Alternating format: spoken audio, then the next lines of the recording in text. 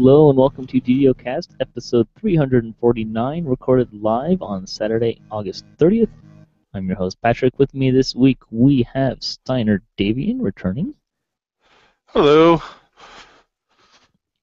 This week's screenshot, I didn't write that down in that spot. Oopsie. Somebody's doing target practice. Yeah, that's what it was. And I think it's like the 180th screenshot. I didn't write that down at all. That's awesome. So beautiful screenshot, whoever it was. Oops. There you go. It's a nice screenshot though. I'm trying to remember where Looks that like is. Haunted Halls, maybe? Well, the glowing orb should be the giveaway, and there's a socket there, but Yeah. I don't know. I'm not sure what it is, and there's an arrow model behind her. Anyways, nice screenshot. Whoever it is, I think it was 182, 83, somewhere around there. Yeah, great. This is what happens when sometimes I take a week off and have a weekend and stuff like that.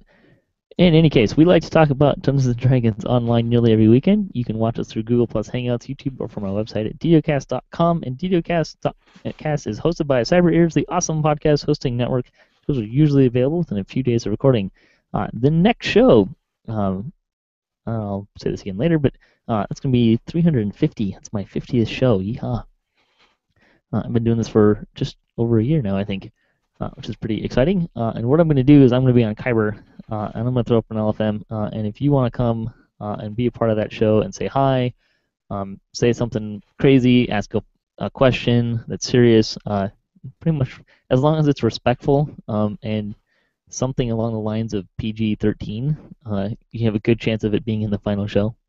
And that kind of also assumes, basically, you have to not do something that makes me want to edit it, because as long as you can get past my lazy barrier, it'll probably be in the show.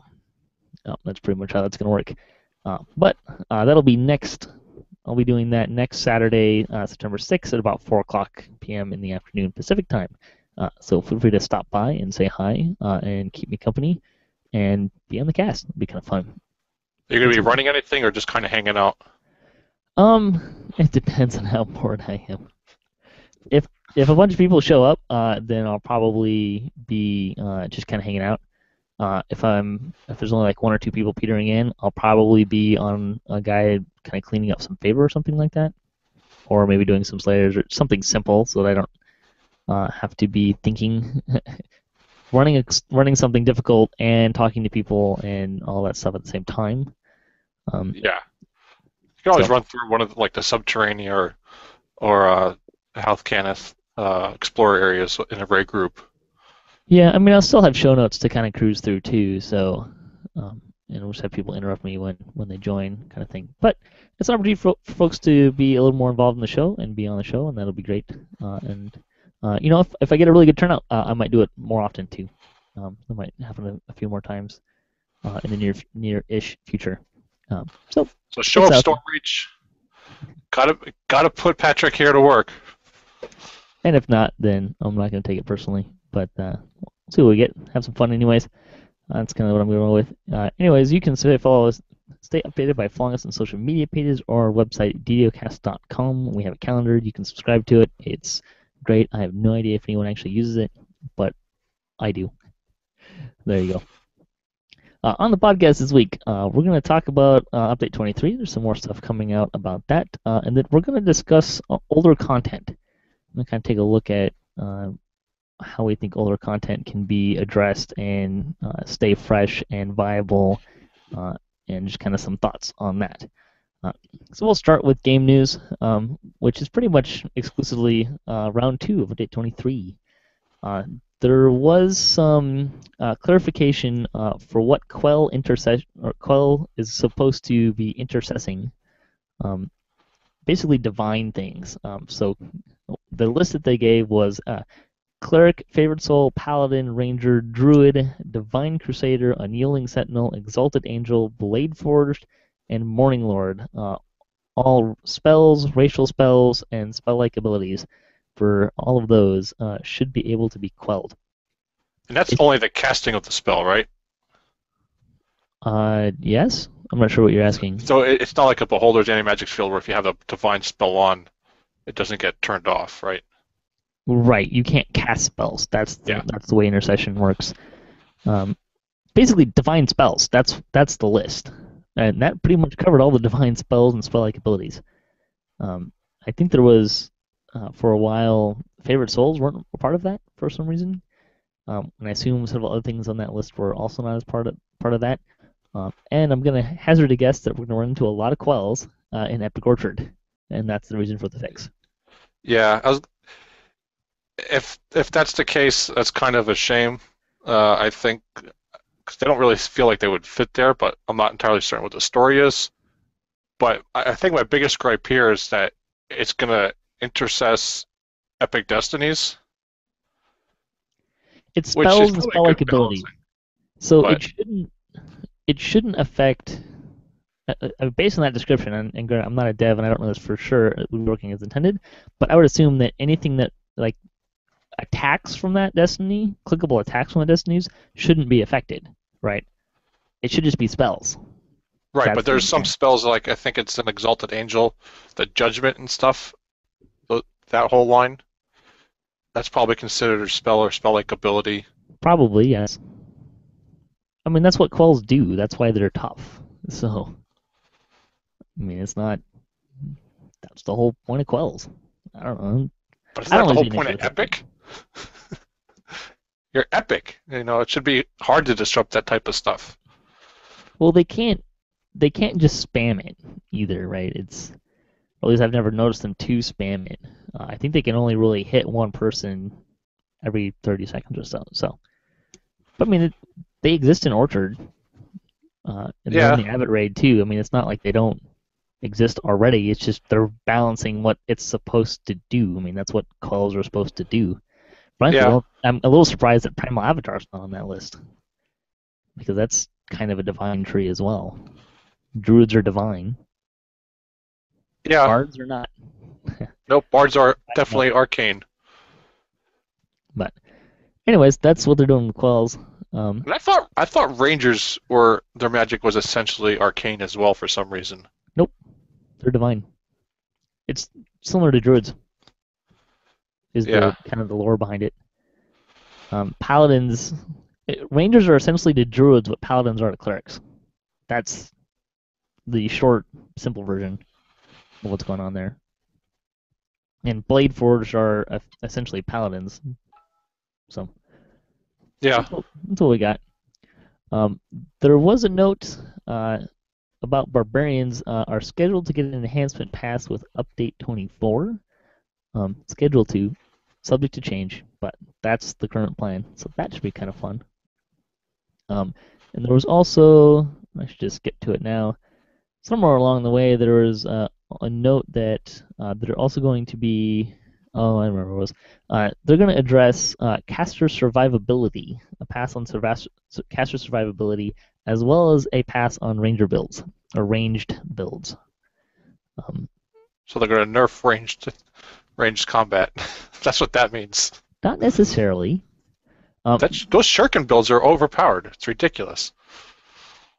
I think the general It's really gist that fun. I the general gist that I got, and I think this was out of the weekly Wednesday video that Cordova does, but the gist that I got was that they want to look at range builds, not specifically to nerf ranged.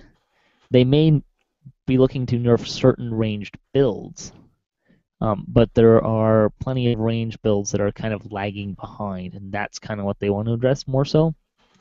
For example, why are monktures so much better than a pure ranger at ranged?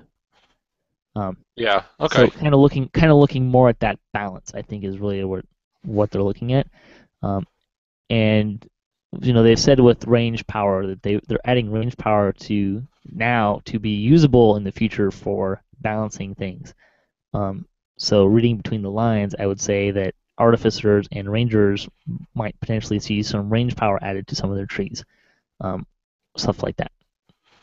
So they'll bring like the 10,000 stars and many shot probably down a notch or two, and the rest of the abilities probably up 3 or 4 notches in comparison. Yeah, I mean, and I would say that would be good for the game. Um, there are certain we want the game to be balanced, right? We want Right. players to be balanced, and characters to be balanced with each other. That doesn't mean that some can't be good at some things better than some things than the other, but I think it's fair to say that if the best range build, like not just range, if the best bow build in the game is a monk, Yeah. I'm just saying that's a little weird. That's not really the way that class is supposed to work. Right.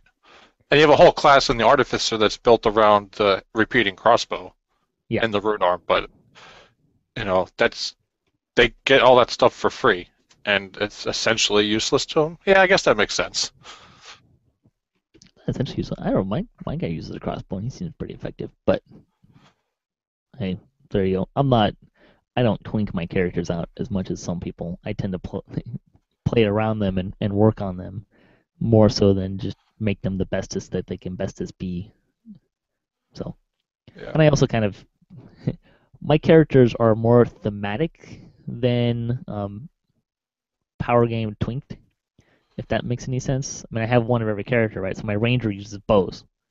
I have a bow character and he's a ranger. That's kind of how it works. I don't really have another character that's a bow guy, and I refuse to make him a monker because then I would have a monk, not a ranger. I'm weird. Uh, I should also point out too that we forgot to mention the Morning Lords lit in the list of did I? intercessing. I thought I got Yeah, it. you got it on the list, but it's on the next page down.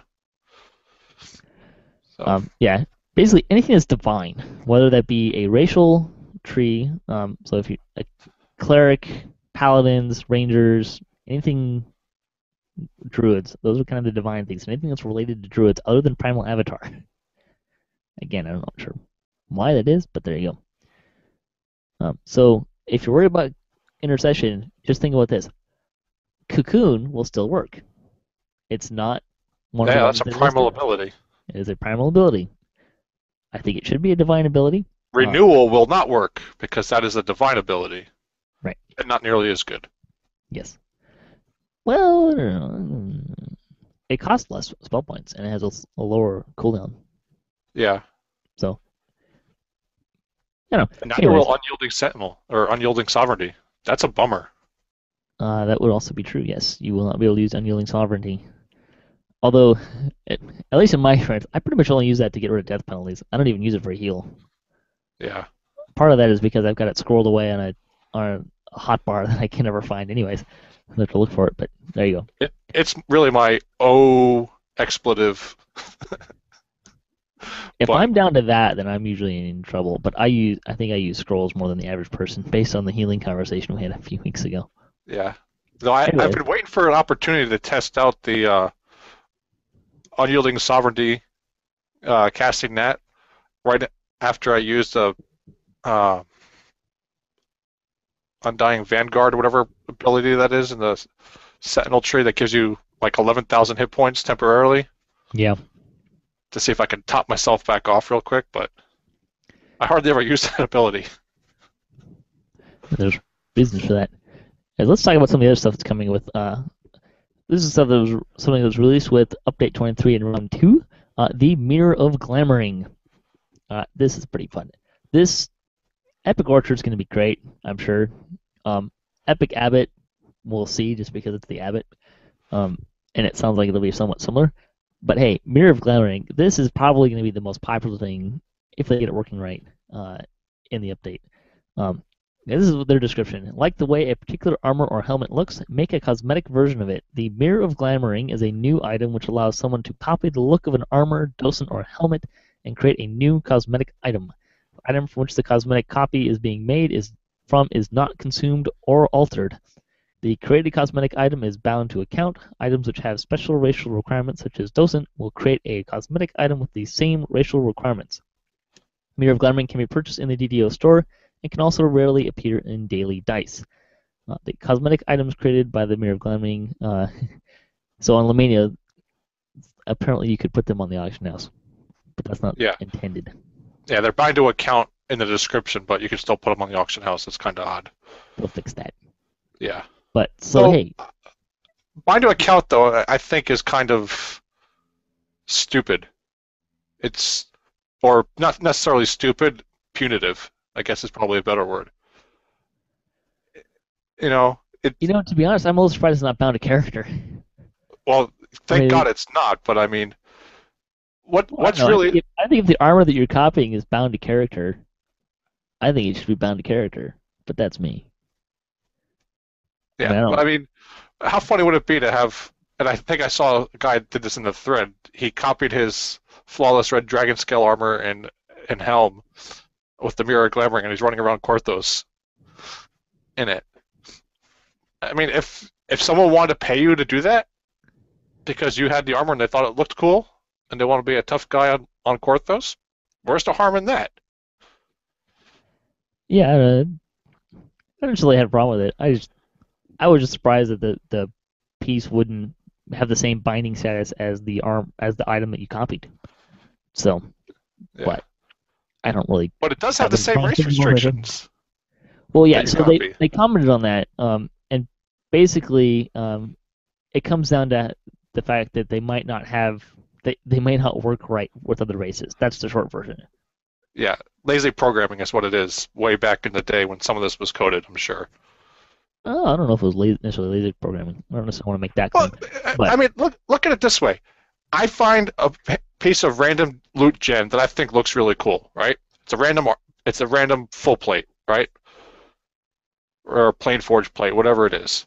I could put it on my halfling, and it looks awesome. I could put that same piece of armor on my human, and it looks awesome. I could put it on a dwarf, it looks awesome, right? And I could put it on the male or female versions of the characters. It's the same piece of armor, and it changes but the shape and whatnot. Warforged aren't don't have armor. They have Well, docents. It's a that's different Warforged. system. Yeah. That makes sense. Obviously, you can't put a docent on a Well, human. that's what this is speaking to. I mean, think about it. There aren't any racial unless you have an old piece of gear. There aren't racial requirements in the game anymore, other than docents for Warforged. That's it. But I think I'm it's only sure later, I people guess. have really cool race restricted armor squirreled away that they just thought would look really cool, hoping and praying for this announcement someday. Yeah, well, the race restriction's been out of the game for what, 2 years? So I don't there know. you go. It just seems like a an odd restriction for those Well, I think it's intended random for pieces. Warforged. I think if you have a piece of racial requirement helm or gear that you really like, uh, and that's the case, I think that's kind of a side effect. Really, I think it's dealing with docents and Warforged and Bladeforged. That's kind of the Yeah. big. I mean, it's hard to tell what Serverlin was saying in his post because he's relatively new to DDO. I mean, when I asked him the question, he said items with race restrictions might not have textures and art that are correct for races for which they were not intended. So then I asked him, so when an item is generated and it's tagged as race restricted, is the appearance locked in? What's the difference between an item and the exact same item that has a race restriction tagged onto it? And his reply was, it depends on the specific item. So Well, if there he's might just be. referring to docents, I guess that makes sense. But Yeah, there's also, I guess we should consider iconic races too, which get specific gear. Um, because I mean, they get cosmetic items as well, but like their specific basic gear that you get, I believe has their iconic look on it. So I think right, they're trying to avoid some of that as well, which yeah. makes sense. Although that would kind of bum me out because I would really like to put that armor on my barbarian. I've always wanted that. I've always wanted Laura Blade's armor on my barbarian, and I have strongly considered making him a because he's my barbarian, right? He's gonna stay barbarian, but I've strongly considered making him a paladin and using my plus 20 heart of wood, going into or somehow getting rid of that one level and going barbarian. But I haven't bothered. Yeah. I still have that plus 20 heart of wood though, so I could do it. Take one level of paladin, then put the rest in something else, and then switch everything to barbarian. But Change what the happens though when you take an iconic character with their iconic cosmetic armor and you reincarnate them into a different race? you Can they can't not use wear it. it anymore? Nope. That that probably goes back to the same thing, and that's probably the other thing it strictly speaks to. Yeah. But And I again, think they get a cosmetic armor, but I think their their base, the actual armor that they get, I think actually has that cosmetic skin on it. I think I'm not positive. I haven't done a lot of stuff with iconic races, Yeah, I haven't messed with them for a but while, so. anyways, hey, Mirror of Glamoring, cosmetics for everybody. I mean, that's pretty slick. Yeah, and it should be noted too that right now, according to Jerry, it's only working for armor and helms. That's not to say that goggles and shields or weapons even. Well, like you know, since there aren't slots for shields right now, they're probably less likely to happen. But we do have like goggles, which may happen in the future. I know people were asking about shields, and it would be cool someday to be able to wield one weapon but make it look like it's something else, just because you like to look better. Yeah, and there's a lot of items that are pretty slick that look like that, and that are very unique too. Especially when we start talking about weapons. There's a lot of really unique weapons. Speaking of Yeah. which, there's an ogre in Three Bell Cove that swings an anchor. I want one. Just saying. Why isn't that a named item? Right? They got the shield, right? The little Yeah, the helm, tiller. for the buckler. That's awesome. Why not have like a great club or a great axe that's really like a giant anchor Yeah. or a pick even? Mm. I'm assuming if they do weapons, there's a lot more. There's going to be a lot more restrictions on those, right? Because you can't have a. You're not going to be able to overlay a two-handed weapon with a sword and a shield kind of thing. So there'll be some Yeah. restrictions there, but if that happens. But yeah, so Mirror of Glamoring, I think it'll be interesting to see if we still see other cosmetic armors come out in the store. I assume we will, because you can still make some money and they can be fairly unique. It seems like they should maybe pull a few items out of the store later because I know that the Phoenix robe out of Mindsunder is a cosmetic armor, so there's not really much point of having that in the game anymore. Well, I guess you could buy it instead of having to find the item, but That's a cosmetic now? yeah, it was a cosmetic a while ago. They I made never it. I They made never it into a noticed it. cosmetic armor. Yeah, I've Huh. seen it. Pretty sure it was. I'm not sure if it was limited time or out there completely, but I've seen it as a cosmetic. I'm surprised you can't find that or buy that from some guy in some quest in uh, the Dreaming Dark, like you can the starter rags in Wayland Prison. Get on that, devs. Yeah, I don't know. Anyways, well then the starter rags too, right? Because you start with starter rags, so you could make starter rag cosmetic item. So we'll see what happens, but I think that's the Mirror of Glamoring sounds pretty slick, particularly for those who really like cosmetics. Um, Jeff Hanna's gonna be so disappointed really, why is that? because he spent like all that time trying to find that vendor in Wayland Prison for his Nick or Tan build. Yeah. Anyways, let's see. So that was Mirror of Glamoring. I put this in here, even though it's only on Lemania. I thought I had to put this in there. They fixed a bug where magical resistance rating was reducing healing effects. That's probably I'm one of glad they the fixed that funniest because ones. if they had launched that and that was happening, that Yeah, would be probably the biggest mistake they could have made ever. you knew they were going to fix that, but Yeah. I mean that's a pretty high priority fix, but it's still pretty funny. Um, Melee power now works correctly with sneak attack and is applied to sneak attack damage. Woohoo! Yeah, I'm a little concerned about that to be honest. That might be a little much.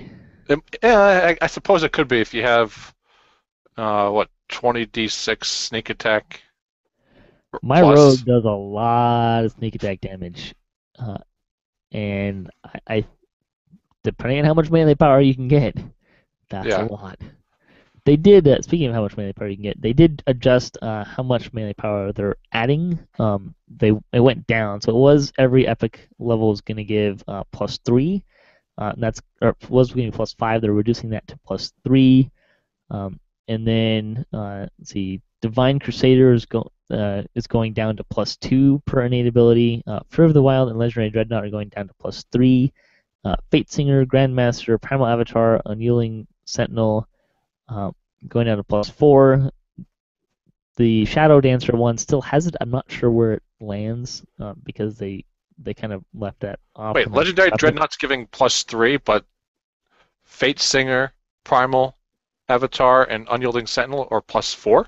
Yes, they're There addressing. more? I mean, they said this before. It didn't seem like they were going to actually tweak it this fast, but they did say that they were going to be able to switch the numbers really easily to make it. I mean, it's a balancing tool, right? Yeah. They designed this on the back end so that they can adjust the how much melee power these things are giving on the fly to achieve balance. They also Master's Blitz now build up to 50 melee and ranged power through charges.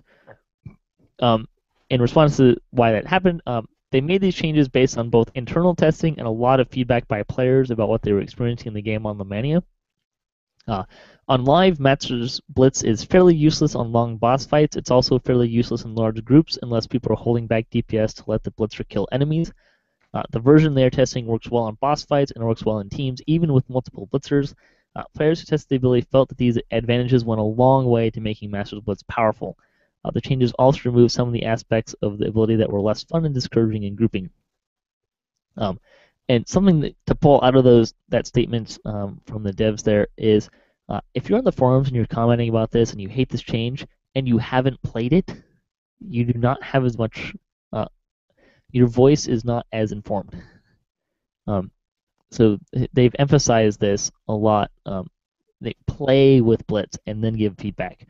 Don't just try and predict what it's going to be, because like I said, players that have tested this on the Mania found that it was overpowered because you can now have 10 people blitzing. So And how fast does a charge build up? I have no idea. I haven't played it. Yeah, I haven't seen any comments on that yet, and I haven't had a chance to log on to check it out. Yeah, I think, and one of the devs said that basically Blitz now works on bosses and in groups, so it's kind of unfair to compare the damage directly to the version on live, which I think is a fair statement. Um, so, and this is, if they'll be looking closely at feedback to keep tweaking these numbers. So this is not like stone carving or anything like that. They can continue to make adjustments as more and more people play with it. But I mean, this was we had a big conversation about this on the live servers with someone this week. Actually, I was thinking it was yesterday. And really, he was concerned about the changes to this, but I think it'll be kind of where I come from is I get that someone in the party is going to lose a lot of DPS, but everyone else is going to gain DPS. So I feel like it balances it out. Yeah, And your DPS as a whole is going up, yeah, which is a good thing. I mean, Jeff and I were running Breaking the Ice the other night, and the two end bosses have like 250,000, 300,000 hit points apiece, and it's a doable fight, but it's like paper cuts. yeah, and the other thing to remember here too is it's not just that more people can have it; it's that you can use it during a boss fight much more effectively. Before, you had to keep killing trash to use it on a boss. You couldn't just stand on a boss and attack it. Where Yeah, now you'll be able to, which is a nice change. Um, and it's not as what I would call antisocial, right? right. Really, the biggest beef I ever had with Master's Blitz was if I was blitzing and someone sniped the kill and I lost my blitz, that was really frustrating. It was really It wasn't fun, right? Yeah, And if I'm not blitzing and someone starts yelling at me because I sniped a kill and they lost their blitz, that's not fun either. right. So and You're in a party. It's cooperative, but that mechanic is anything but. well, I mean, you can certainly play a tactical game with it, which I totally understand and respect. Um, that's great. And this guy also that I was talking to yesterday also had a very valid point that uh, when you're talking about the usefulness of blitz, it's certainly compounded by player skill, right? If one of the best players in your party has a full blitz going on, uh, that's taking a lot of his melee power away and giving it to 4 or 5 random pugs in a really high end raid, maybe doing epic elite fire peaks or something like that, and you take away one of your best players' melee power and kind of distribute that amongst more players who aren't going to be as high a skill level, that's certainly not that certainly changes the formula and what you're looking at. Um, Yeah. So I think it'll be fine, especially since they can keep tweaking stuff. The other problem with Master's Blitz is it's light and day currently between your character, right? If you're running Master Blitz, you're God. If you lose Master's Blitz, you're not. Right. Doesn't mean you're not necessarily useless, but you're not nearly as good. So And we should see how it keeps going. yeah. And as a member of the party, I would rather have more people doing more DPS than one person doing all the DPS and everyone else basically not doing anything in comparison. Because if that one person goes and dies for whatever reason, well, now you may not be able to complete the quest if you can't get them back up and keep them alive. Yeah, I mean, really, when it comes down to it, at best, your argument is, one, maybe two players in the party are no longer as effective as they used to be when they're running their best destiny. But that player, when they're not running their best destiny and when they're fighting bosses, will be better, and everyone else will potentially should be better, at least on paper. They may not be able to put that to good use, which is a valid point, but Yeah, they'll be stronger, right? I mean, absolutely. and if you're concerned about, I would say if you're concerned about distributing from your best player to other random people who you don't know, I mean, you can't just be concerned about that. Then you have to be concerned about everything. Are you really going to try and micromanage all those people? I don't know. That could be a problem. So that's what we got. Yeah. Um, they also changed the weapon fighting feats. So two weapon fighting, single weapon fighting, sword and board. Um, they adjusted all the numbers on those. I didn't write them down, but basically, I think everything kind of went down a little bit. Not a lot, but it went down. Just as they keep trying to balance this. And it's a big takeaway. They're adjusting the numbers with melee power, which means they'll probably be adjusting the numbers with range power when it comes out. And they're trying to achieve more balance. That's the goal, and I think that's good for the game in any way that it kind of takes form. Balanced characters is better for the game.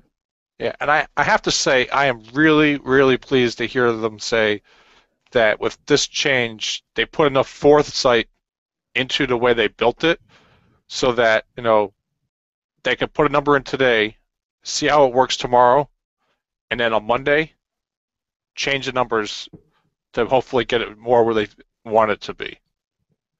Yeah, You know, not like have to redo the whole system, and have it take forever to get that change made. and I think that's a pretty fair assessment for a lot of things they're doing. The devs seem to be doing, not to say that the older team and older devs that have been around, in the past weren't trying to achieve this, but I think today they're doing a better job of tweaking and creating systems that are easier to adjust for game balance. Yeah. Not all. I mean, there's stuff that you can't just do that with, but I think those changes are good. And to be honest, I'm a little surprised they didn't mess with spell power a little bit. It seemed like they could tweak spell power, Yeah, but they might not want to touch that too much until they get both melee and ranged power uh, I don't think it needs to in and change. working really well.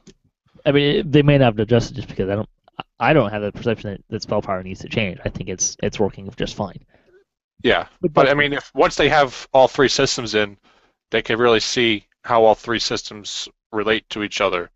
And if spells are still doing ungodly amounts of damage in comparison to where they think a comfortable melee and ranged power are in comparison, they can bring spell power down, or they can bring those two up a little bit more and kind of which get is them in really line. effectively what they're doing right now. If you think Yeah, about it, and they think of actually said this. melee power and ranged power is spell power just applied Yeah, to a different attack form. this goes back to what we were talking about a little bit earlier too. I think when you're looking at ranged builds, some of those builds will get more range power. Monks probably won't get any range power. Why would you give monks range power? That's kind of silly. Um, for a lot of reasons, not just what the current scope of the game is, but you can give rangers range power, and that makes them more attractive as a range tune. Yeah. So, anyways, uh, let's see. I'm gonna save that one for last. Let's see if there's anything else in here I want to cover. Nope. Let's talk about Harpers. So this is kind of interesting. Uh, Harper is a new enhancement tree available to all classes. It's going to be free to VIPs, but Woohoo! also available for purchase in the DDO store. Um, Additionally, they like the idea of allowing players to unlock this through Harper Favor, and they are looking into adding that for update 4.24, which I'm not saying this is true, but in a backdoor way, kind of says that the new quests from update 24 are going to be Harper flavored. Just saying. Um, That's probably a really good, you know, inference to make. it's You know, reading between the lines, and it could totally be wrong. But we know that there's going to be a brand new quest for update 24, and it seems like since we already have Harper rewards for the benchmarks that yeah. we currently have in game, And let's see. The last update. Well, no. The last update was Eberron. The next one's Eberron. Yeah. So I mean, I can't say that it's every other update they switch back and forth, but it's every two or so. it's, You know. it's a But reasonable thought. Anyways, um, there was also a question about like what would happen if you were VIP and you spent points in this tree and then you were no longer VIP and logged in. They're just supposed to reset, like clear out if you don't own the content. So you can still use your enhancements in that way. But and we'll kind of go through the tree a little bit. I'm not going to read everything in the tree. If you want to know what's in the tree exactly, you can go look at the release notes. now the question is, where does it fall on your number of trees? I assume You it's have one of the a six. race tree. Is it a class tree essentially that replaces one of Well, it your looks like a four class class tree. trees? I think it's a class tree because your racial tree one is your race, um, and I don't think you can unlock that regardless. Although I've never tried. I should have, but I haven't. But it also has five. It has five tiers to it, right? Which Right. is indicative of a class tree. Yeah. But anyways, I think kind of the most interesting to this for to me is um, the idea that they can create an enhancement tree that exists irrespective of race or class, which I believe they said before was a problem, and I think they commented this time around that this was tricky to actually implement. But they seem to have overcome that barrier, which is pretty slick. They probably stole some code from Epic Destinies. I would guess because Epic Who Destinies knows? are enhancement trees. I mean, the two are visually identical. You Yeah, know, and the only difference being Epic Destinies, you could be in any class as long as you've unlocked a path to get there. we'll see. Just we'll kind of cruise through the tree really quick. And again, I'm not going to read everything. We'll kind of highlight some of this stuff. The core abilities give plus to hit and universal spell power, and you can stats for intelligence, charisma, or dexterity. Um, the capstone is basically the Harper pin. If you're not familiar with that, it dispels most detrimental effects, and this also adds plus 10 to your saving throws for 12 seconds, which It seems a little short for a capstone. I've always thought like I'm gonna add this really large number for a really small amount of time. Plus 10 to saving throws for 12 seconds. Just stuff like that has always struck me as pen and paper holdovers because Yeah, that's 2 rounds, and a round is an eternity when you're playing pen and paper. But 12 seconds is not that long in a real time game. yeah. 12 Uh, seconds. You'd be lucky if they even think about casting a spell on you. yeah, You right. know. But I can get you out of a jam, assuming that it works, because I don't know that I've ever gotten any of those effects to ever work. Whether it be the one from the legendary dreadnought tree That or the does Harper work. pin. I used that the other night. Does it? Okay. Yeah, it did work. I don't know. I've never gotten it to work. In defense, usually by the time I can find that button, it's already over anyways. So there you go. Well, I knew where the button was. I was fighting. I took my character into Epic Giant Hold, the Explorer area, because I needed like 4,000 XP to cap out him. And I jump off to the right away, and I run into Braun Pitts's nephews or whatever they are, and they're guarding the two chests. I talk to him, and then a dragon lands, and he kept knocking me down. I'm like, all right, I just got this ability in Legendary Dreadnought. Let me see if it works. And I know exactly where it was. Bam! I stood right back up. Nice. I mean, certainly if you were doing something that back in the day, were kiting Lord of Blades trash at the end that can flush a stone you, that would certainly be something that you might figure out where it was and put it in a handy spot. Yeah. They have uses, but anyways, uh, let's see. You can get +1 to enhancement bonus on weapons. This is the first tier. You can get some extra spell points. There's some hit points available. Um, there's also this is the first tier, um, which oddly enough seems to say. Anyways, it says no action points required, which strikes me as kind of strange. Um, but anyways, It should be 1 AP required, I would think. yeah, but I think that's actually how they all work, and that you get the first one, then it unlocks everything. But anyways, Yeah. at that first tier, you can get Strategic Combat 1, which lets you use your Intelligence modifier to hit with melee and missile weapons, which I assume missile weapons means thrown weapons, not bows, but that's not necessarily the case. It seems strange that it would differentiate between missile and ranged, but I'm not That sure what's going on there. I wouldn't necessarily read too much into that. It probably depends on who actually did the description. I would possibly, Yeah, that's fair. because an arrow is a missile. I don't know. It seems kind of weird. But anyways, at tier 2, you can add your intelligence modifier to damage. You can also get the heroic companion buff that you can get from the halflings get as well. Let's see, there's some spell power, some spell points, melee and range power available there as well. Is the going back to the tier 1 real quick? Was it called? Harper Enchantment 1. +1 enchantment bonus and +20 max spell points. I don't see that anywhere else, like a tier 2 or a tier 3. I don't So know. I wonder if that's like a 3-tiered Thought one, it was like later. or 3 rank Yeah, no, there's a ability. couple of them that do that. It might be a holdover too. Yeah, So could be. there's a couple things that have like tier 1 and then they don't show up later, but um, yeah, probably the one that strikes most people out of this tree is going to be the intelligence modifier to attack and damage, and then versatile adept, which starting at tier 2, it adds 2, 4, and 6 melee, ranged, and spell power, and you can get that at tier 2, at tier 3, at tier 4, uh, and that's it. So you So wait, if you you can hit 3 times. if I'm looking at this correctly, the way they have it written here in comparison to the way they have other enhancement trees, tier 2, okay, so that's probably what, 5 AP Yep. spent in the tree, right? Yeah. And it's probably 1 action point per +2. So at tier 2, with 5 AP spent, I can spend 3 more to get +6 to melee or range power and universal spell power. Yep. All right, that puts me at 8 AP spent. Spend 2 more, and now I'll unlock tier 3, and I could probably spend 3 more AP for 13 AP spent and have +12 melee power, range power, and universal spell power. Yep.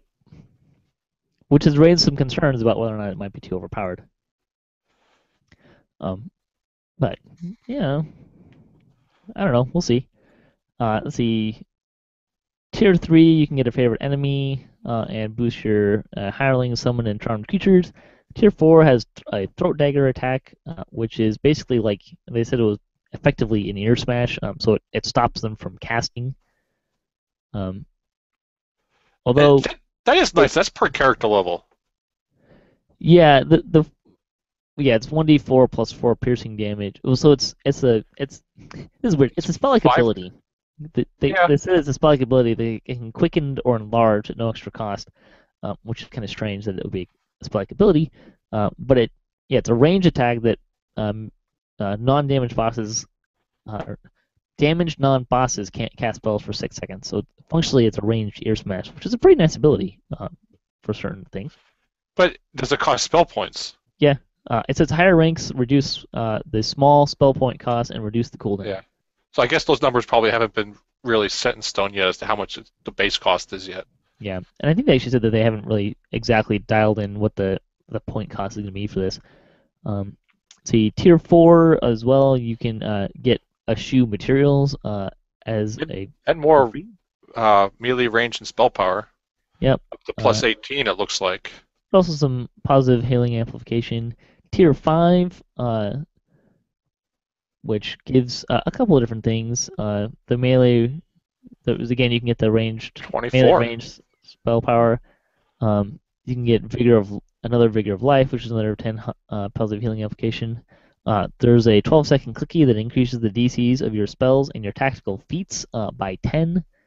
The cooldown on that is for 5 minutes, so that's pretty spiffy. You can also get the extend meta magic feat for free in there.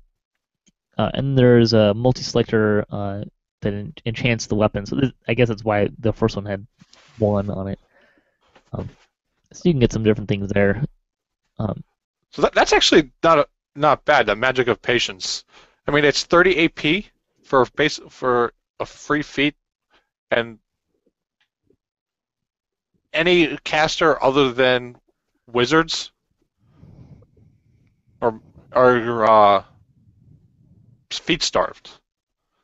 So some of these other abilities mixed in here with that 30 AP, that's probably not that bad of an investment. yeah, there were some concerns that this tree might be a little too powerful. I mean, you already kind of touched on it. You can get plus 24 melee range and spell power, all Yeah, of but look how them. many AP you're spending to get 24 spell power. You're looking at 33 AP. And That's that was kind of almost what the half. devs that was kind of the devs response was that they feel like the natural um, action points limits and tier 5 limits and all that stuff is a limiting factor Yeah, in how much you can actually get from this tree. But at the same time, they feel like it can be a really beneficial tree for certain kind of, I don't want to say necessarily say fringe builds, but there are builds that can certainly benefit from this, and you can just dabble in it too. If you've got some yeah. stuff And going you can on. only have one tier 5 or tier 5 from one tree, correct? Correct. Yeah. And I'd also say that you're talking about spending like the spell power ones. You have to spend 6 action points or 5 action points just to get access to the first one. So your sixth one is giving you +2 to spell power. A lot of the casters already have like their trees. Just every point you spend in the tree, you get one universal spell power. Yeah. So I don't think spellcasters is necessarily going to be a make or break thing, but This would be a good tree for bards because of the universal spell power stacking with their well perform. they still have the same thing though. They don't. The spell singer tree. Every action point you spend in the tree, you get one universal spell power. So Yeah, but if you didn't want to uh, dabble in swashbuckler or war chanter, yeah, I mean, there's certainly places where this tree can be useful, but I don't I don't share the concern that it's going to be game breaking or anything like that. I think the limits that are already in place will be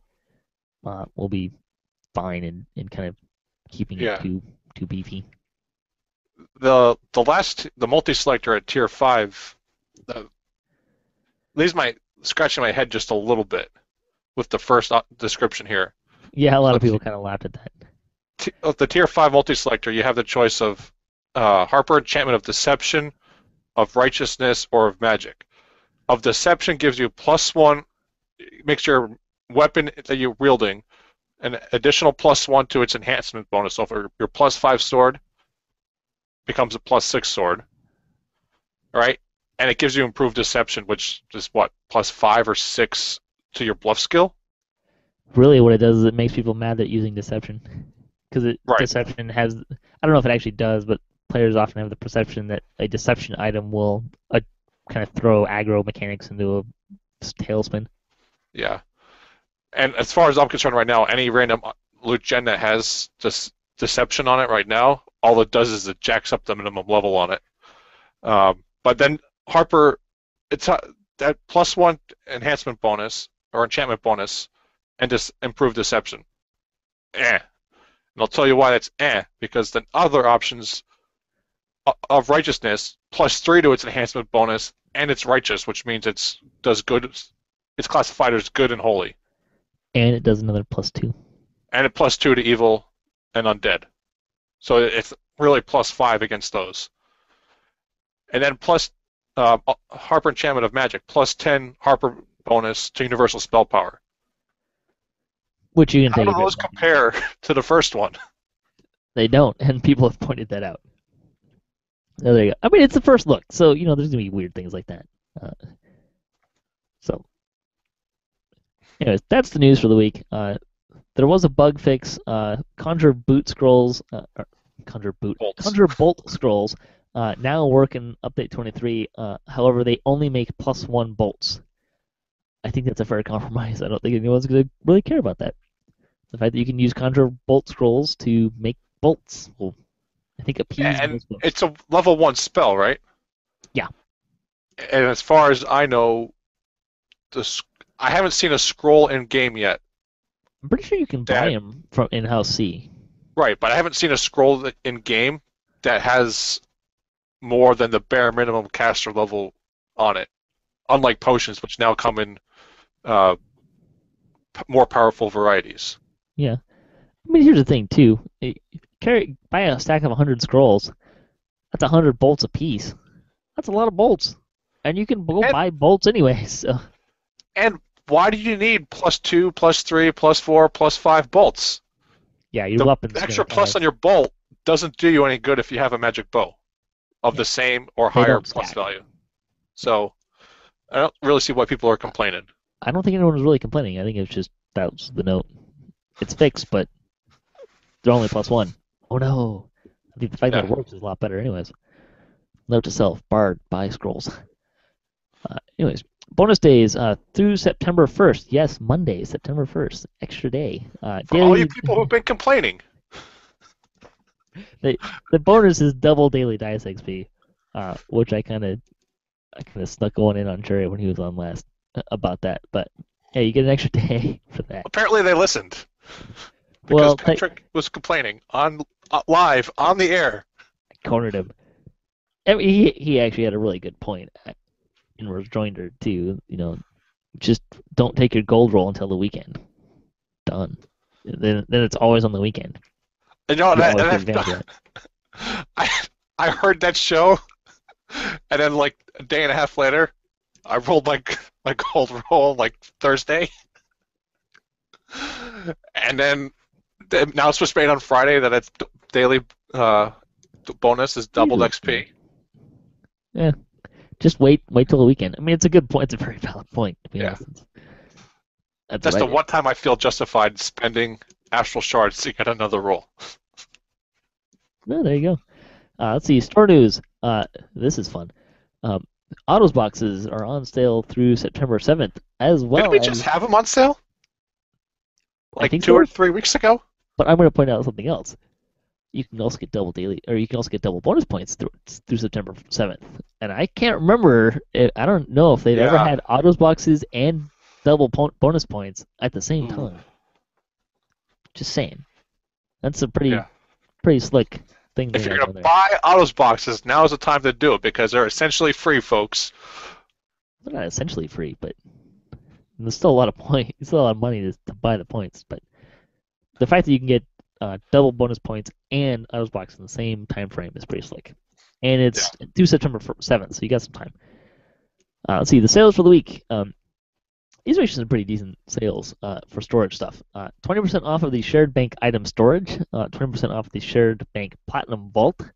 20% off of the character bank upgrades, and the one I've been waiting for. 20. Wait, no, that's not. There's one missing here. It's 20% off of storage bags, but the storage, the new one, the bag deposit box, the ingredient one, shared bank, that's on sale too Is it for really? 20%. I didn't Yep. notice that in the email. Uh, I I can verify that I bought it myself because it said 20% off, and I went, yes, that's what I've been waiting for to buy that. Was a sale. So if you haven't bought the upgrade to the new shared bag deposit box thing, um, they must be rolling it into the storage bags, or they just left it off when I copied it. I'm not sure, but you can get the new bag deposit box. You can get those also 20% off. Uh, and those upgrades are pretty slick because that's 250 slots. I find it oddly. I'm gonna put my tinfoil hat on for a minute, all right? Because I want to touch upon something that I think you and Seamus talked about last week, or I heard earlier in the week, and it's not in the show notes. The anniversary card cruncher no longer goes in the anniversary bag. It has to go in a bank, but it can go in the bank. Now the bank's on sale. But wasn't the whole purpose of the bag to hold the cards and the cruncher and the die so that they didn't over encumber your inventory? Yes, but And now inventory is on sale. the funny thing was that they only gave you 12 slots in the bag, and there were 12 cards, a roller, and the cruncher. Yeah, but not everybody got the 12 cards. True. The 12th card you had to have been on Mornlands to get, and 10 and 11s were pretty hard to get anyways. But Why not just add an extra 2 extra slots to the bag retroactively? Come on, devs. I don't know. I don't think there's any tinfoil hatness needed there, but the freebie for the week, Gold Seal Elixir of Moderate Healing times 10. The code is HEAL28. And all of those sales and the freebie through September 4th, next Thursday. Community news: 107th Chronicle. Fundamental did another Beauty of Evening Star YouTube video. Again, nice music and some nice visuals. Macron created a new Shroud puzzle solver. Ooh, I have to check that one out. I looked at it briefly, but I've been able to solve them pretty much since it came out, and I saw an explanation.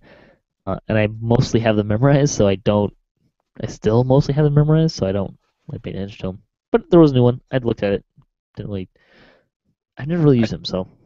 It's something I always keep in my back pocket when I'm running the Shroud, because sometimes my Twitch skills just aren't quite right, and I want to land on this one tile or button, and I hit the buttons right next to it, and then I screw the whole thing up. Yeah, I don't use solvers for like any puzzles, so. But that's me. I know people like solvers, so there's a new one. Enrique delves into the Stormclave Outpost in a blog post. Let's see. We had our PAX meetup last night. Had about 10 people there. It was great. Gave away a lot of swag. Thanks for coming out, folks. That's why you were late tonight. No, not why I was late tonight. But He slept in, folks. a little bit. Actually, I went to bed earlier last night than I went to bed all week.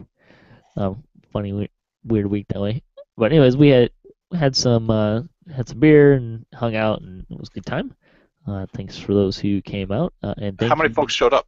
I think there was 9 plus myself. That's So a pretty crowd good of 10 crowd. it wasn't bad. And the box that Jerry sent of swag got looted fairly heavily. And I put one up on my closet door behind me, but the light's kind of in the way. I'm not sure if I can adjust that from here. Is that the artwork? Yeah, the artwork's back there. That works pretty good. Is that the one right above your head there? Yep. Just to the bottom of it? Yeah, the signed Loth artwork. This is you can look at the picture on the forums. It's the concept art for Lady Vol. But yeah, it was kind of fun. Had a couple of those giveaway. Had a bunch of sweatshirts. And it was a decently heavy bag to walk to the restaurant we were at, and it all went away. It was really light going back. It's great. The guild for the week: Pathfinder Society are a Cannith-based guild that will soon be level 80. The guild believes in working together and staying together as a group. You can find out more about them there. The comment for the week: would you rather be a coin lord, a harper, or a member of the 12? I'm going with a harper because they probably get out a lot more. Yeah, but if you're a coin lord, you're filthy stinking rich, and if you're a member of the 12, you're pretty damn powerful in your own right with all your harpers magic. aren't too shabby. Just saying. Yeah, but you gotta listen to the damn, hiking, stealing all the glory, Elminster guy. Just for the Scrooge McDuck, I'm gonna have to go with being a coin lord. Just so I can have that big, warehouse full of money to go swimming in. That's fair. There's some videos this week. The Minion Monday group went to Fear Factory, and Unheroics went to the Fair Island Carnival. Let's see. Evernote is launching a new effort to help players. You can check that out. DDOCast got a shout out for our starting over episode last week. And DDO Gamer talked about facing tough content and winning, which I think you were on, right? Yeah, that was the Breaking the Ice quest that me and Jeff ran Wednesday night. You guys did that on Epic Elite, I believe. Yeah, and it was fun. Five halflings and a dwarf, and four of them were not frontline uh, folks, so it was a bit tough. We had one rogue, uh, Jeff's Knicker Tan build, and my paladin trying to kill the end bosses and getting beat around pretty good. Even some of the giants in there are like really really tough. We have a whole swarm of ogres coming or whatever they are, and then all of a sudden these giants come out of nowhere like casting all kinds of crazy stuff. We had a couple near party wipes, and it was really fun to actually like recover from that. The rogue had like a sliver, and I don't know if you guys can see it on my camera here if you're actually watching this, but just a sliver of health left. Had to run down that long hallway where that last required piece of the giant's raiment is. It's really long, narrow hallway just filled with mobs to get the last soul stone, the sliver of health left, and then run all the way back, pass through them a second time to get to the shrine. I love the soul showed. Left from there, I get them later. Thought about it. It was a lot of fun. That's good. Let's see. Twitch feed this week. The Wednesday lunch was Armor Up with Severlin. Wait, that's not. They said how you pronounce. He said how to pronounce that name. And that's not right. I don't remember how you do it. But he was on there. Let's see. He did also answer the question there. Existing monsters are not getting PRR and MMR, but future ones may. Apparently, monster defenses work differently behind the scenes. They don't actually wear armor. It's just kind of a graphic thing and some back end stuff. At least that was the short version of what he was talking about. Summer Fling went to Delira's Tomb Part 1. Let's see. I caught part of that. That was interesting. The Armor Up or the Summer Fling? The Summer Fling. Okay. Or was that, or did they run it the week before too and Jerry wiped them? I think it was the week before he wiped them, but I'm not positive. Yeah, that's the one I caught. I haven't really been watching those just because of time and stuff. But anyways, let's see. DDOcast News, episode 350 is next week. I'll be on Kyber, 4 p.m. Saturday, the September 6th. You can come join the recording for that and be on the show. Let's see. General gaming news. PAX is this weekend. I don't have anything to say on that because I haven't really seen anything. But did you go to the show? No, didn't get tickets. No. The second year in a row, and I'm kind of only half interested in getting a ticket anyways, because I'm not really looking to get new games. But the second year in a row, I pretty much checked like, I wonder when PAX tickets are going to go on sale, and looked on the website and said, check back later. A post from like January, and then the next day I see PAX tickets sold out. Oh, my timing is apparently almost really good. But yeah, I missed out tickets not last year, but the year before because I was in the hospital getting my appendix out when the tickets went on sale. By the time I got home, there was like nothing left. Yeah, well, PAX Prime sells out in about 20 minutes these days. So there you go. Well, so does East. I wonder how fast PAX South sold out this year. I don't know. That's coming up this fall, I think. I want to say it's this fall or winter. Down in Texas. I haven't paid attention to it, to be honest. Well, that's what's going on in the general gaming area, and might have some of the folks from the Hangout, the Gather for Posts, kind of talked about it. Turbine doesn't really have a very strong presence there, which we were expecting anyways.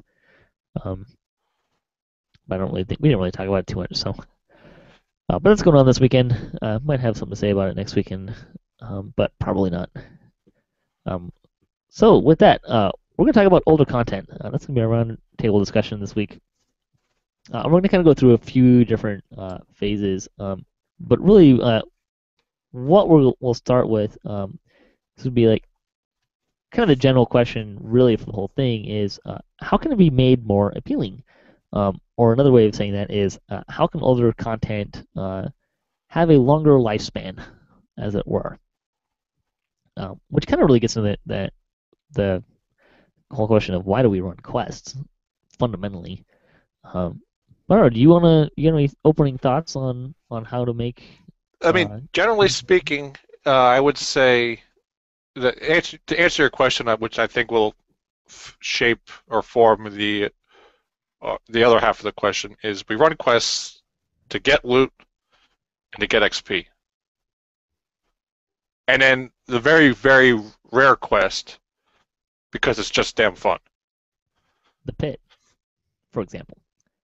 If you're a masochist, yes. Inferno the Damned, again, if you're a masochist. Those multi-tiered uh, quests with one map just drive me nuts. Inferno the Damp's not that hard. It's a straight line if you know the direction of the line. Just saying. So yeah, XP, fun, and loot, right? So if you're gonna make quests, if you want to make quests more appealing, you have to ask yourself why people aren't running that quest. Three Barrel Cove is a perfect example. There's no XP and there's no loot in the heroic version. You There is in know, the epic version. it's in the epic version, absolutely.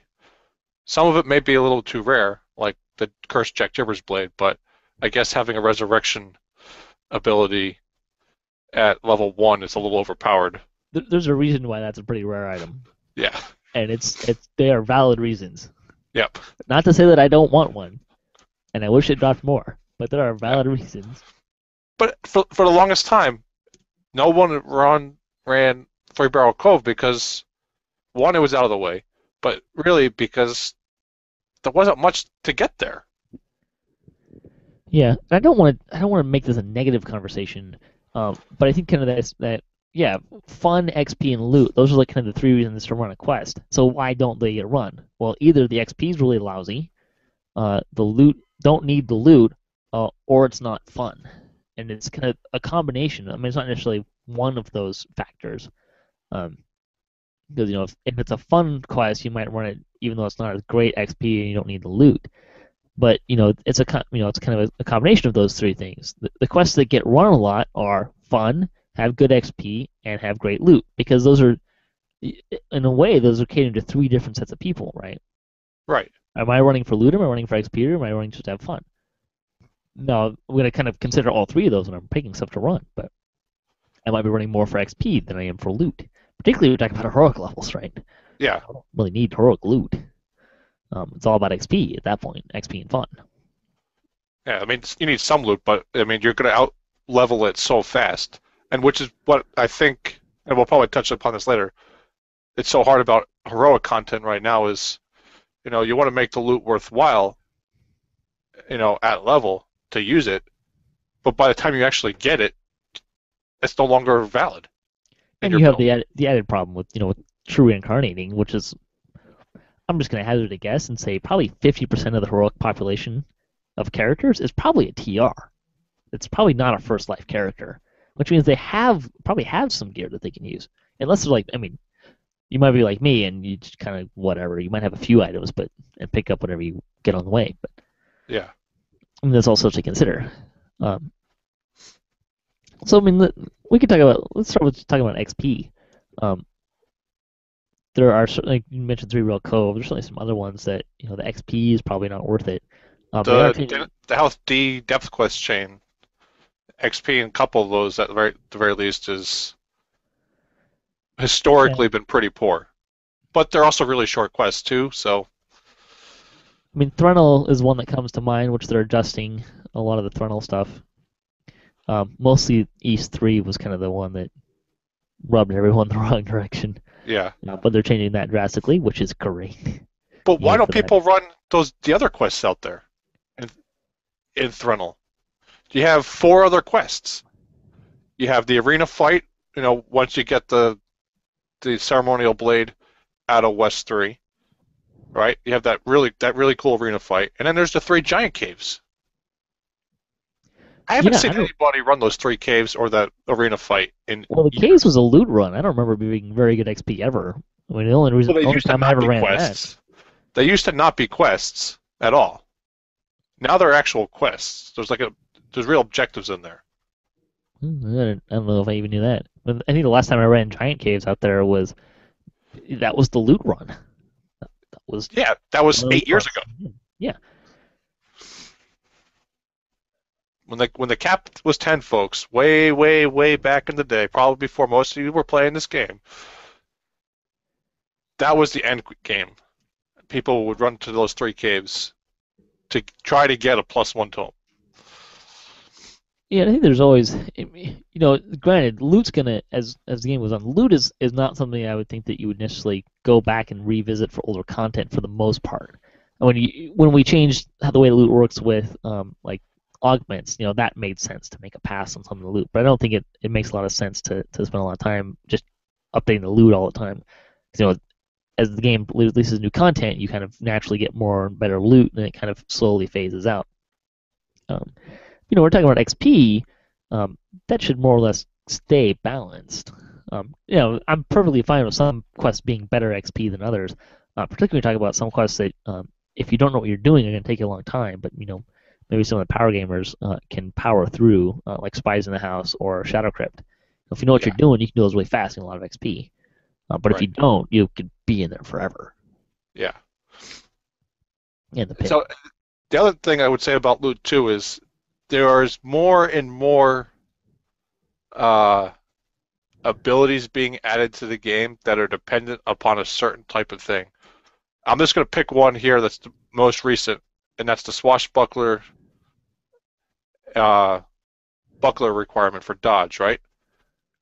If you pick that swashbuckling stance with a buckler, you get +10 to your dodge score. There's one named buckler in the entire game. The Tiller? Yeah, that I'm aware of. That's the only one I know of off the top of my head that's been in the game. Otherwise, for a buckler, it's just random loot, and none of it is really all that great, particularly at low level. Yeah, that's really something you could go back and address. Um, although it's getting, yeah, There needs to be something for everybody at every level range, and and that'd be great when you add a there's new thing that requires a certain type of item. right there's lots of abilities in there. There's no name bucklers. I probably not couldn't even come up with half of the different um, equipment slots that are something's missing that they just don't have any. There's two name kukris for I think. Although with kukris are not exactly the most popular item in the game. No, but I mean, There's not a lot of rune options yeah, either. the only rune arms in the game are named rune arms. Yeah, they don't even drop in random loot. There's I just had something in my head. Light shields is one that's kind of come up of late. That's pretty light on the no pun intended. Pretty light on the number of options there as well, Yeah, which they're bastard aware of swords. Android. Yeah, You have a whole bastard class built swords, around bastard swords and the dwarven artificer. axes. Yeah, I don't think there's any dwarven axes that are named other than the Uh, Templars. at low I think levels, it's maybe not. I think it's just the Templars justice for the dwarven battle axe and the equivalent in the bastard sword. Yeah, You maybe. know? There's a cleaver that comes out of Stormcleave, I think, that's named, but I think it's a battle axe. Yeah, the iron cleaver, I Yeah, think, does acid damage. it used to be one of the only weapons you could find that did acid damage. Pretty rare item. Anyways, yeah, I mean, so it comes on XP loot and fun. Um, so how can older content be made more appealing? And I think at this point we're gonna kind of frame the conversation a little bit because I think you can have kind of three separate conversations. I'm gonna kind of divide it between heroic content, epic content, and raids when we're talking about this. So let's talk about heroic content. What are some things that can be done to make heroic content more appealing? Uh, let's see. I would probably say, um, well, the things I really like about most of the heroic content, because most of it is in Eberron, is that the quests aren't linear.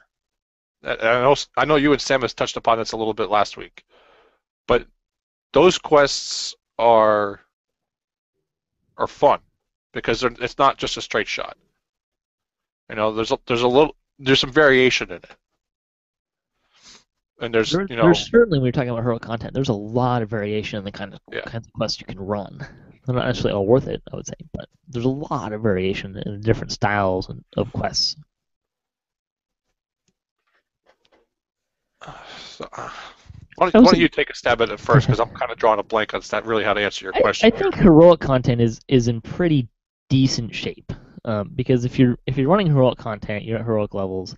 I think they mostly move you through the quest. I mean, there's a couple of outlying quests that are not very popular and hard to run. Proof is the Poison is one that That comes to mind that because it's pretty hard for its level.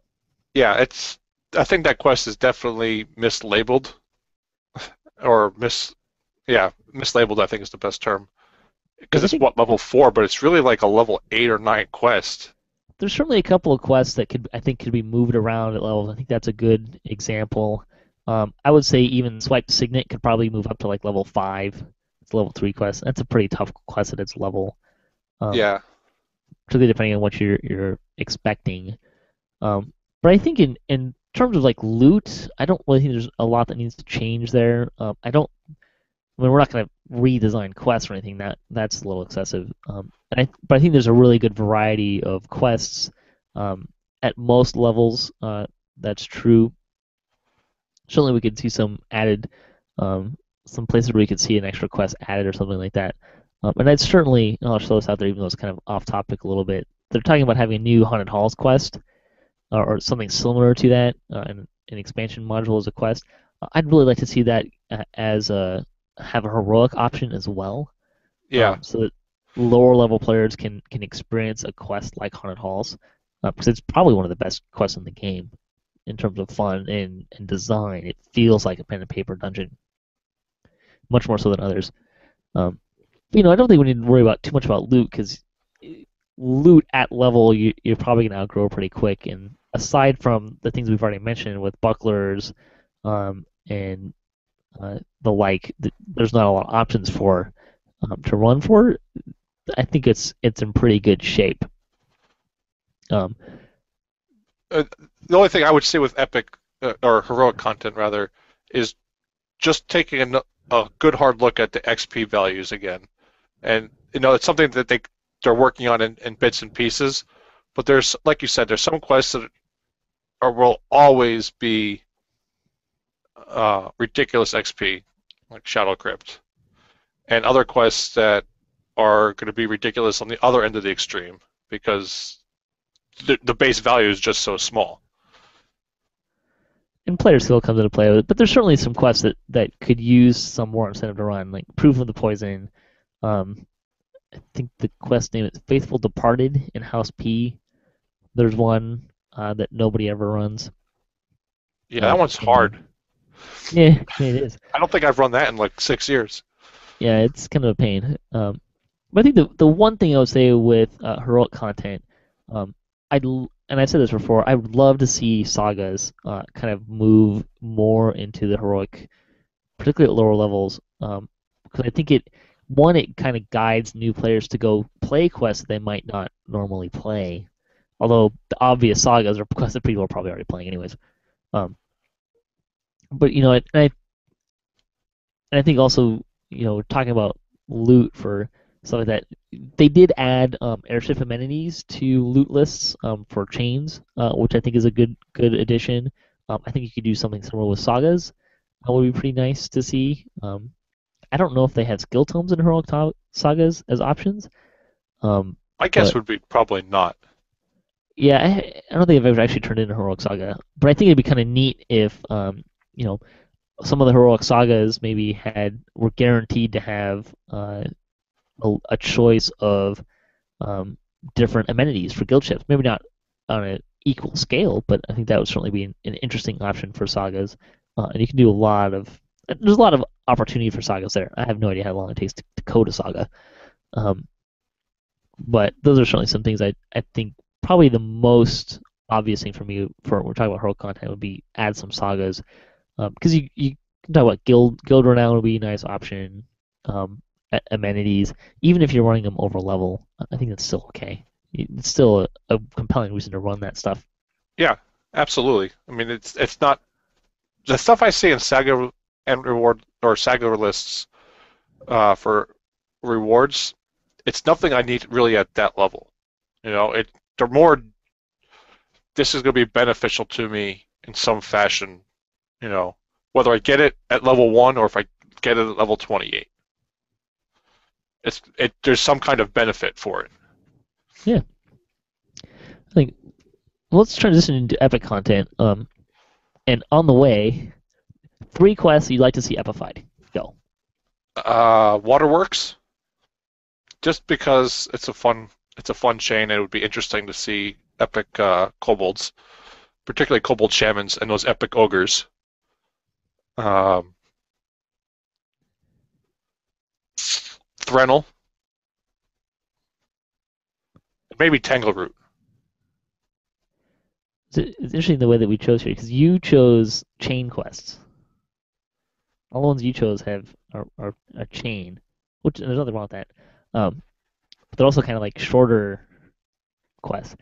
The 3 that I picked are Tempest Spine, Pit, and Tear of Deccan, which are all somewhat larger, longer quests. You know, Um, Tempest Spine would be a really good one too. yeah, I think that An would be a lot of epic fun. raid that doesn't require flagging could be a lot of fun. And it's a fun quest too. I mean, it's a quest, right? It's not Yeah, just like going to they the just need to sewer fix and the map. loot. They just need to fix the map on that quest, and I think people would run it more. Maybe I don't know. People would run it more if it was at the level that you would be running it at. And Yeah, the reason why you don't see very many people running it is because you blow probably by the level. yeah, a large portion of your population is in epic levels. It's not at the right level. And even if they're not at epic Yeah, levels, you're only going to run that at like probably 10, 8 to 12. There's probably going to be level range running that quest, unless and you're if doing you're nothing even else. at 8 to 12 for very long. Yeah, exactly. Um, but yeah, so I would say heroic content is in pretty good shape. Let's talk about epic content because I think the conversation changes a lot here, particularly since if you're above level 20, you can enter any epic level quest Yeah. and run it. Um, and there's much more of I think with epic reincarnation, there's a pretty high turnover rate right now where people are kind of cycling through that stuff. So obviously XP is I think a much bigger draw at epic levels. Um, well, I guess it's kind of the same. Heroic levels, you're mostly burning through. Well, Loot's certainly more of a yeah. thing because the content you're running is that's the loot you're going to be using in that content. Now, let me just describe to you and our listeners here, or our viewers, uh, my my current life's epic experience. I think is a bit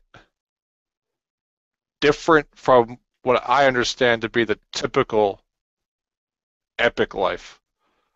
I've pretty much exclusively run Chronoscope on Epic Hard or Elite, Vaughn 3 on Epic Hard or Elite, Vaughn 5 and 6 on Epic Hard or Elite,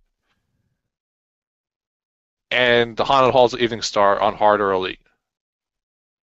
I've done some other flagging throughout Evening Star, and I've gone from 20 to 28. Haven't done any of the quests, so why am I doing that? Well, basically because I really wanted to get raid completions on 2 of those raids, and I like Haunted Halls. But the other quests, people run or used to run a couple of the quests in Shinderland like ad nauseum because it gave out ridiculous XP,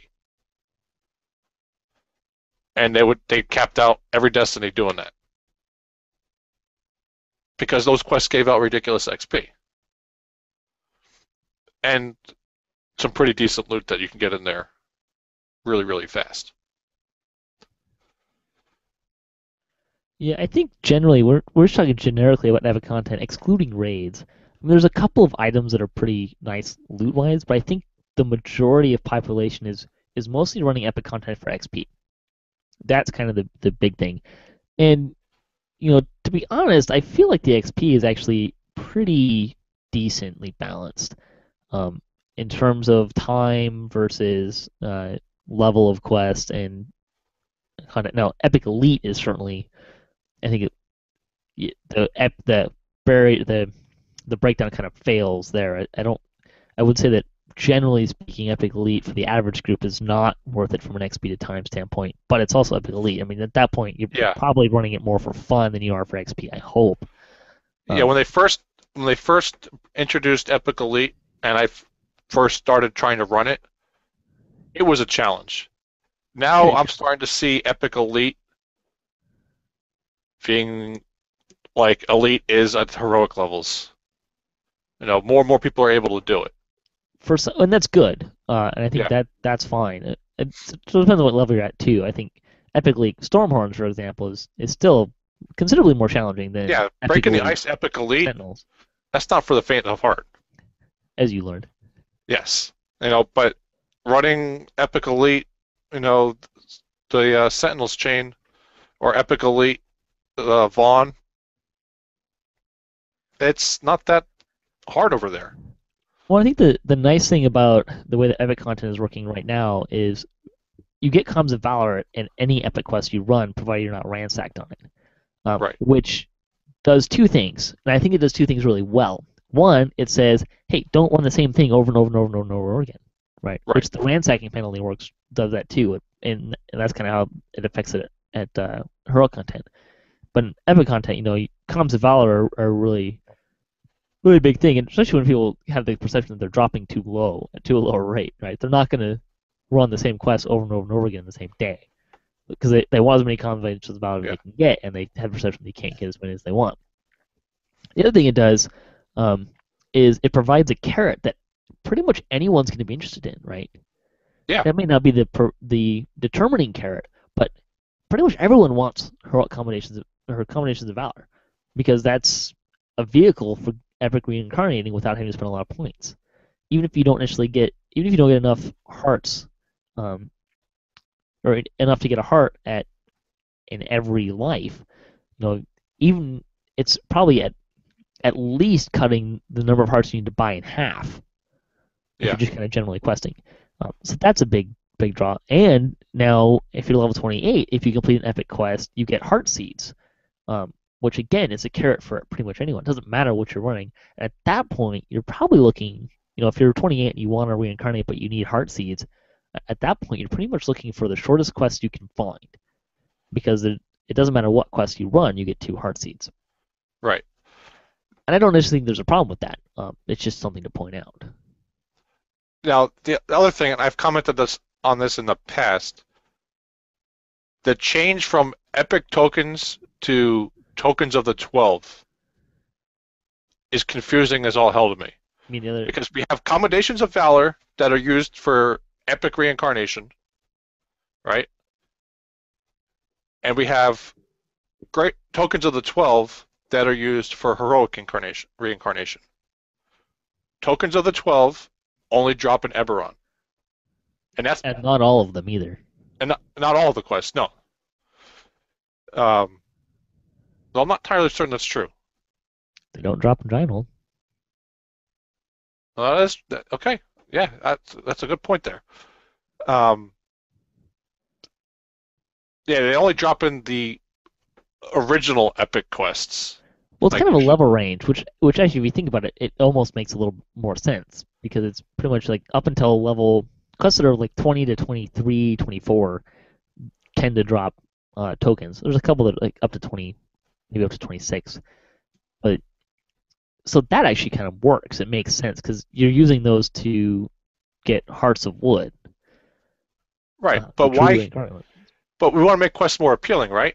Yes. And you don't want me running just these quests over and over and over and over again. So why not change tokens of the 12 back to epic tokens and make them drop in every epic quest, whether it's Eberron or Forgotten Realms, or some new place they want to take us to in the future. Epic is epic, right? There was no need to change tokens, epic tokens to tokens of the 12, and only make them drop in Eberron. Particularly when you're releasing iconic characters that start in Forgotten Realms, that'll quickly be in the epic range where a lot of your new epic content's going to be in the Forgotten Realms. But maybe they want to heroic reincarnate. Although it's kind of amusing because what you're talking about, that was kind of the intent was for those tokens to go away essentially, and people didn't like it, which is why they're kind of still here. Now, but it's the only in-game way to get a heroic reincarnation. True, and I think what I'd really like to see, content. I would love to see combinations of valor be able to be used for true hearts and lesser hearts, both of them. I think that would be a much better, and I don't think you need to. Obviously, I think they shouldn't necessarily cost as much as epic and iconic hearts. I don't really know what necessarily be I mean, lesser hearts obviously should be pretty cheap. I think maybe maybe 1,000 combinations of valor or 10 hearts of heart seeds, somewhere in that range. Maybe true heart would be somewhere around 20 to 30. But I mean, those are numbers you can kind of play with too. I would hope they don't necessarily have to be set in stone. But I think if you start adding stuff like that, that gives that content a lot greater appeal. I think we could say we could leave the tokens as they are right now and just let them be like that. Partly because that's what players really wanted. But I would like to be able to see, if I want to heroic true reincarnate, I'd like to be able to run anything I want at epic levels to kind of build towards that, and I think that would be kind of nice. Right, because you're going to be at 20. There's no way to get heroic reincarnation. Start building towards it during heroic levels, which is fine, unless you count the DDO store. That's the only way you're going to be able to roll up a brand new character on a brand new server today, get him to level 20 tomorrow, and reincarnate on Monday. Is if you bought it from the DDO store. Which I think is fine, and even the way we have the heart seeds kind of compromise the lower rate of combination of valor, it really kind of supports that train of thought as well. Which again, I think that's a perfectly valid place to go. Now, granted, It's nice that you can build up towards those epic hearts and true and iconic true hearts on the way for sure. And I've kind of always said too that I'd like to see more options for combinations of valor. I'd see a higher drop rate for them too, but I don't care what you call the currency, but you have combinations of heroism that drop in a Forgotten Realms raid and an Eberron raid, right? That have no connection whatsoever other than that fact. Right, absolutely. Now, combinations of valor also drop in both realms, but the heroic side only drops in Eberron. If you want to do the heroic reincarnation, you can only earn that through Eberron. But that's only... Is that even half the epic content anymore? Wait, say that again? Is Eberron heroic content even half the Eberron epic content even half of the epic content in game anymore? I would say yes, just because of Giant Hold. But if the question is half the quests that have half the epic quests, do half the epic? Let me start over. Do half the epic quests drop tokens, epic tokens or tokens sold, whatever they are currently? And I would say no, not anymore. No, pretty much anything that you're gonna. Well, that's not true because the Motu chains are pretty low level, but I mean you can find stuff, but yeah, it's a limiting factor, right? We got what, Vaughn? Vaughn, Sands, Chronoscope. Chronoscope, House C, both the challenges and the raids, because the quests aren't epic, but the raids are. let's see, do we miss any? Sentinels, Carnival. Um, Yeah, Pretty much anything that was epic before Motu hit, you can right. get those tokens. And everything after that, you can't. So that's Giant Hold, Three Barrel Cove, and soon to be Abbott. Yeah, Epic Orchard presumably won't. All of the stuff in Evening Star doesn't drop it as well. And I can't And I'm confirm not it. I'm certain. assuming Brothers of the Forge doesn't either. No, the Lord's Dust was only heroic, right? The Lord's Dust chain that leads into Motu. It's heroic and epic. Yeah, I don't know if those drop tokens. They I do. okay, I couldn't remember because They the line talked was about taking them out from that chain, but they didn't. Devil's Assault also drops them. yeah, because that's part of the subterranean. Yeah. Hint: if you want epic tokens and you run Devil's Assault, run it on normal, epic normal. Just saying. You didn't hear that from me. I'm pretty sure that's not where it gets intended. Anyways, yeah. So I think we're talking about epic content. You want everyone to be able to kind of to work towards stuff because it's kind of more of a cycle even than heroic. At least at heroic levels, you're kind of working up to when you get to epic. But in epic, now you start earning things, and there's fewer options too, right? So it's Yeah, kind of almost more important that that everything is fairly appealing to run because you have fewer options to do that. You want something you want to be able to run compelling stuff, and if some stuff's not compelling to run, then it's harder to run some of that stuff. Um, you'd remember to say that after this. But yeah, we were talking about like I'd love to see combinations of Valor to be used to buy true Hearts Wood. I'm not saying get rid of the tokens. Like leave the tokens. It's a legacy thing. It's been there forever. Players said it pretty loud and clear. We want the tokens to stay. Don't change them. Great. Don't change them. That's fine. well, I think they were really just saying we want the in-game way of purchasing them to stay It's without losing what we've banked. This might have been reading between the lines, but I kind of had the impression that they were looking to have True Hearts go to combinations of Valor anyways, but I'm not positive that's true. I would like to see that, and I would like to see Lesser Hearts do that as well. Now, granted, the problem with doing that is Lesser Hearts is probably a major funding source. I mean, that's kind of the reality of things. Yeah, Uh, the respec is what it is. yeah, and you can't get them. You can get them in game, by which I think I have ever pulled two hearts of two. I got a lesser and a greater heart, and I think it's probably been about 3 years since that's happened. I got them both fairly early, but anyways, like they technically can drop in game, but it's very rare. I'd love to see combinations of valor be used for those. Um, I think there's a valid concern if that's going to lose some money, because that's probably a major revenue stream. Reason to buy points is to buy lesser hearts of wood. I think if you're taking away combinations of the valor out of the equation, you might actually make a little more money because you can get people are going to be using those instead of using their epic hearts, using one epic hearts as well, and the same for true hearts.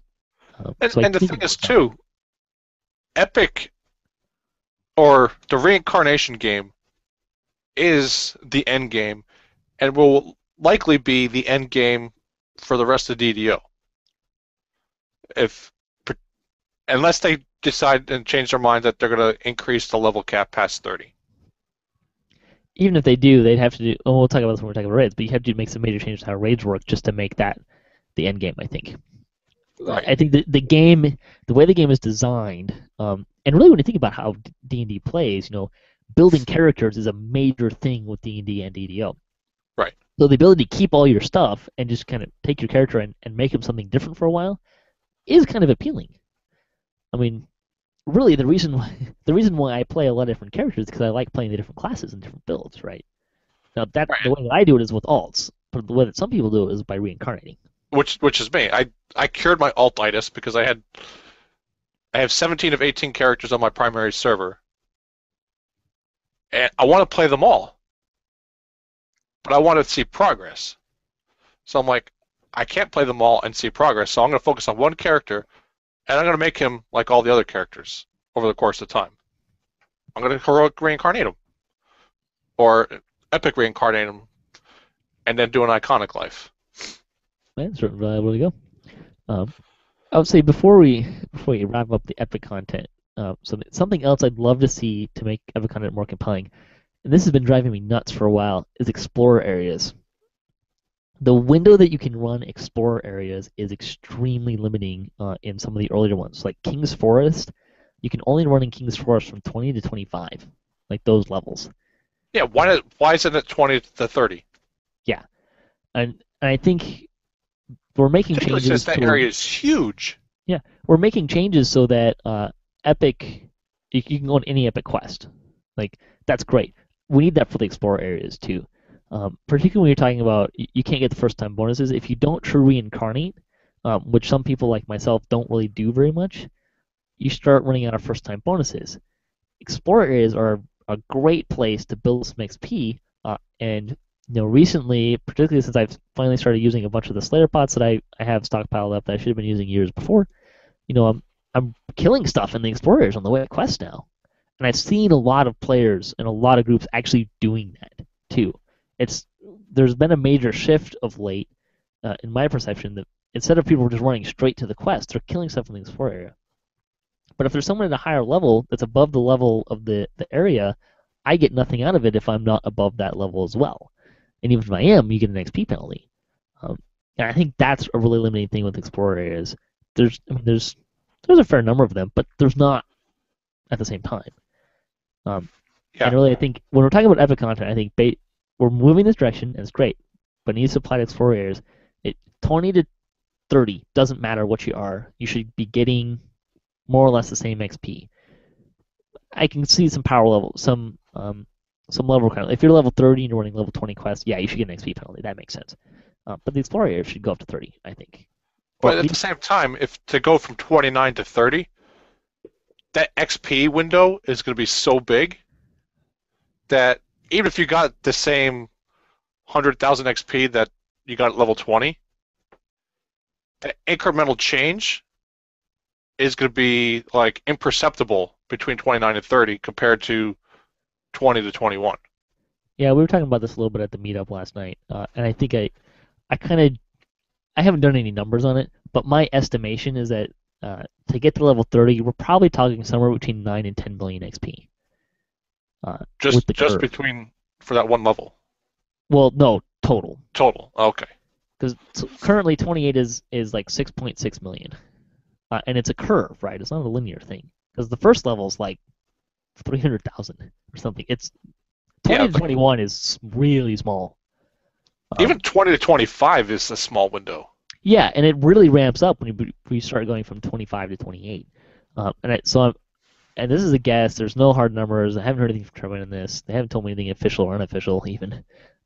It's I'm guessing somewhere between 9 and 10 million. And with Heroic has a lot of content, which is great, and it makes it really easy to run. You can run stuff you want. You can be more selective. Epic doesn't have that as much, and you're probably running Epic more if you think about it. Because when you run Heroic content, when you true reincarnate, you get all those first time and bravery bonuses. You don't get that when you Epic reincarnate. Right. Um, so I think you really start to want to utilize those Slayer areas and more of the content. So it's more important than to be friendly. And if I'm not necessarily looking for XP, I need to be able to get something out of it. Now, the heart seeds and the combination of valor go a long way towards that, and some of the loot does that as well. So I think those are in good shape.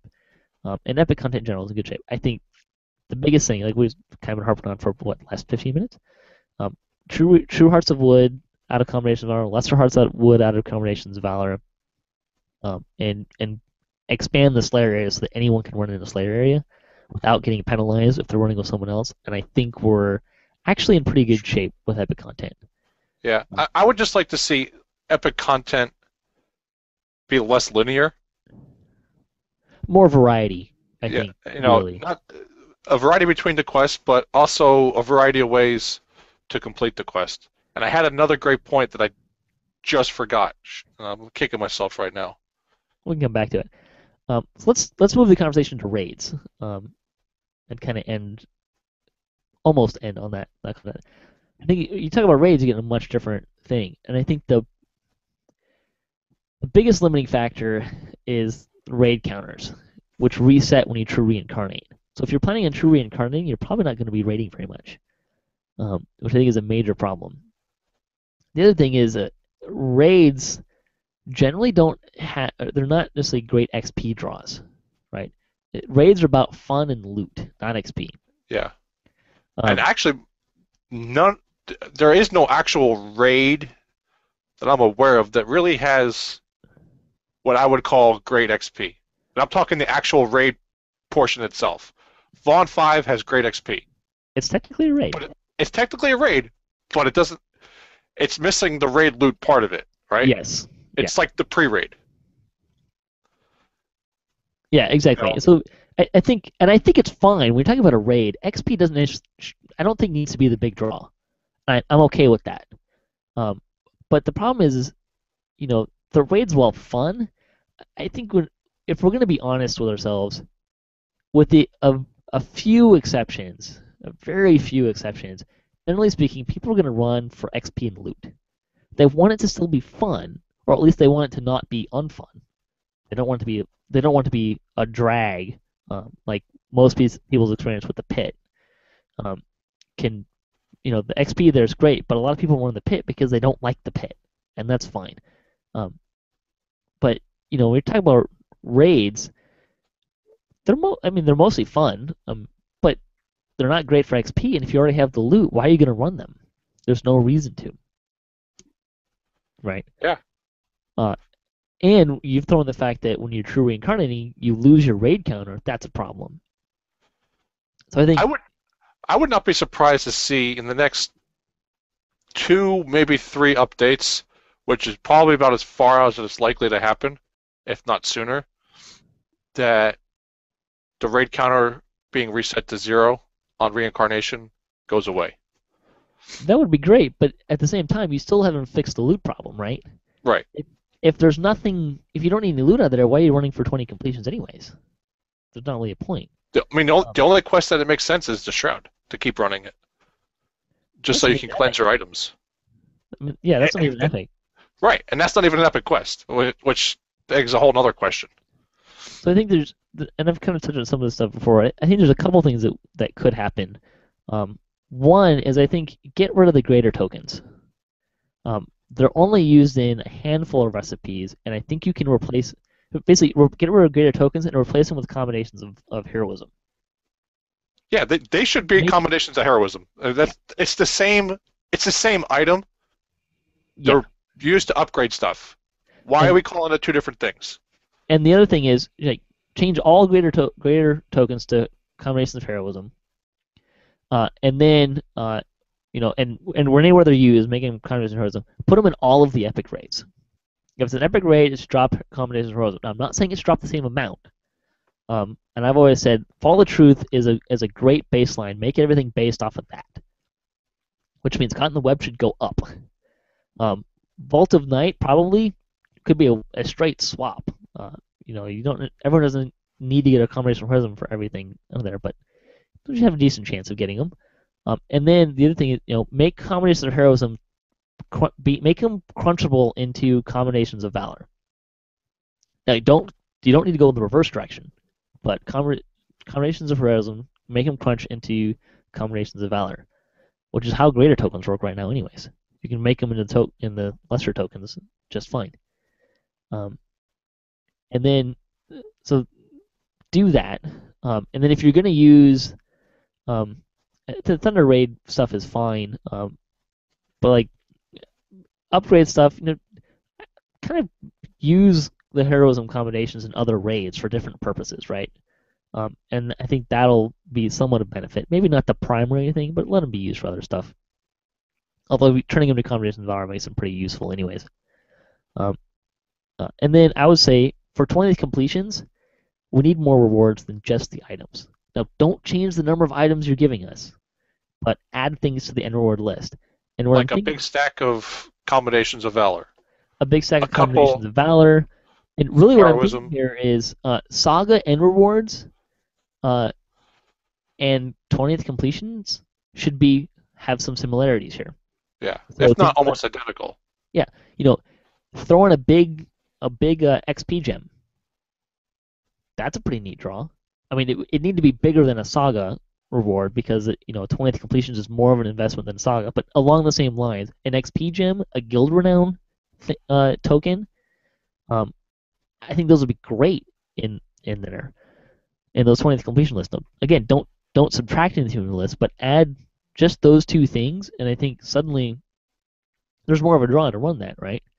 You can, Yeah, this, if you're not losing that counter, you're building up to this really nice payout, and heck, maybe 20th completion reward, we might be talking about an XP gem that's worth about a million XP. maybe. Yeah, I even mean if it that. was 500,000 XP, or I mean, it needs to be bigger than a Saga because it's a bigger yeah, investment. Um, and even if you don't fix the fact that they don't reset, it's still if you're ever reincarnating, that's a big boost in XP. That's a really compelling reason I think to run raids, even yeah. if you don't even loot. As soon as I hit 28 yesterday, I said something in guild chat, and the immediate response I got back from two people was, "Well, now you have a really big choice on your hands. Do you do you continue working on your destinies, or do you immediately reincarnate?" Which does both. Right, but If I you mean, have to reincarnate, you can still work on your destinies. right, but do I heroic reincarnate too? So do I go all the way back to 1? Do I go back to 20? Do I stay where I'm at? But notice what they didn't say was which raid are you going to start working on to your 20th completion. Exactly, That's because not one of the things that's in the forefront of people's minds because it's yeah, easy. Once you get the stuff that you want out of it, there's no more reason to run it. So what would be compelling for people who've already completed that, got what they want to run the raid? Big XP gem, big guild renown. or or or just big piles of comms. Also, those three things I think are all great suggestions, and there's other things you can throw in there too. Um, you know, maybe stat tome should be more reliably there. Yeah, Maybe I wouldn't necessarily have a problem with that. But the big thing is raids are not very compelling. They're fun. Granted, a lot of the raids are fun unless you're having lag problems and the instance gets crashed. But the raids are a lot of fun, but that's not the only thing that we're running for. And if I'm still having fun doing other stuff, maybe not as much fun as running a raid, but I'm still having fun playing the game with friends and stuff like that, and other content that's getting the XP that I'm looking for. That I think is more of a draw. When you're talking about Epic, XP and fun are up there, right? I think that actually just contradicts something I said earlier, but there you yeah.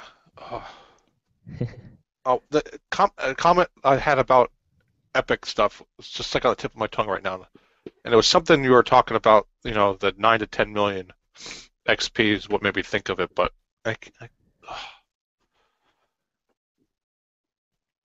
don't know. I think it even tied into raid somehow too, but I think another thing you could talk. We're talking about stuff to Saga rewards. You can also add a smaller gem that you can use whenever you want. That'd be kind of neat. that would be nice. But There's apparently, valid reasons for that not to happen. yeah, apparently it's a word we can't mention on the air.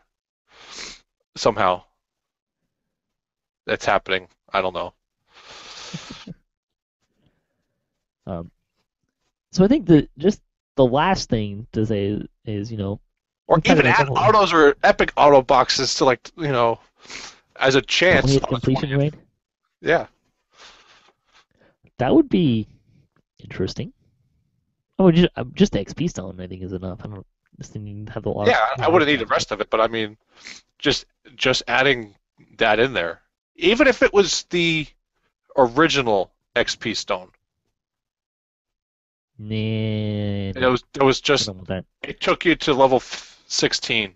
Period. You know. Uh, you know, I don't think I want to see those. I like the new ones better. I I think like they're the way new better ones than the better, worst. but that it still would be nice to be able to like roll up a new character, bam, jump right to Forgotten Realms and be able to run any of that content in there. Vet status 3. Start at level 15. Well, I had a conversation with Fernando at PAX East a couple years ago when they were getting ready to introduce iconics. I'm like, why are we introducing iconics? Why are you making these classes, these race class combos that are level 15? Why not just introduce vet status 15 or level 3 that starts you at level 15 or even 14? Well, yeah, I mean, if you're starting at 15 and then true reincarnating right away, the first life that would be fine. But yeah, there's good reasons why you have to go up to 28 as an iconic to reincarnate. Right, but I Um, mean, why the mechanic of iconics versus vet status 3? yeah, I And don't know. Well, the you answer can. that he gave me was something like, well, we really want to encourage people to play Forgotten Realms. eh, Which, yeah, I guess is fair because Forgotten Realms was the new shiny at the time. Although But, one of the iconics you don't start in Eberron well, or yeah, in one, Forgotten one Realms. starts in Eberron. They were kind of obliged to add the Blade Forged because it is very Eberonian. Well, even if you start in Forgotten Realms, if you leave Forgotten Realms, can you get back? Yes, if you have the Hall of Heroes, Yeah, but if you're an iconic and you don't, then how do you get back? or if you have the key. It's kind of always a funny thing, I thought. Yeah, Well, anyways, I think just to close out this conversation, we've talked about a lot of stuff. Obviously, the big problem is time. Like, should time and resources be taken to do some of this stuff? I would say when we're talking about the stuff for raids, I would say yes because I think a stronger raiding scene, I think, is better for the game. And I would yeah, like to see I would like to see combinations of valor be used for true reincarnation and lesser reincarnation. I don't know if I have as strong of a feeling about the opinion of those. I could go either way, but I think definitely the rating seed needs some work. There need yeah. If I've already got everything I want out of that raid, uh, you'd want to have a compelling reason for people to still go back into the raid after that point. Because there is certainly a population of people that rating is the big thing for them, and I know a guy who's essentially left the game because rating is pretty much kaput. At least in the same, it's not what it used to be for sure. Right. Rating used to be the end game. Yeah, You know, if you were not rating, you weren't at the end game. You weren't doing things to actually improve your character. You know, that extra little increment. and I And think which is what frustrates me right now because I want to improve my character, but I'm depending on how I want to improve him dictates which content I'm going to run. Why can't I run all of the content? On one hand, you're encouraging me to run all the content through the XP ransack penalty, right? And the saga system, right? Why don't we have sagas all across the game? Why is it like just this one and this one here and that one over there? Why two different epic upgrade systems, right? yeah, We're talking tokens, we're talking the scroll shard fragment system.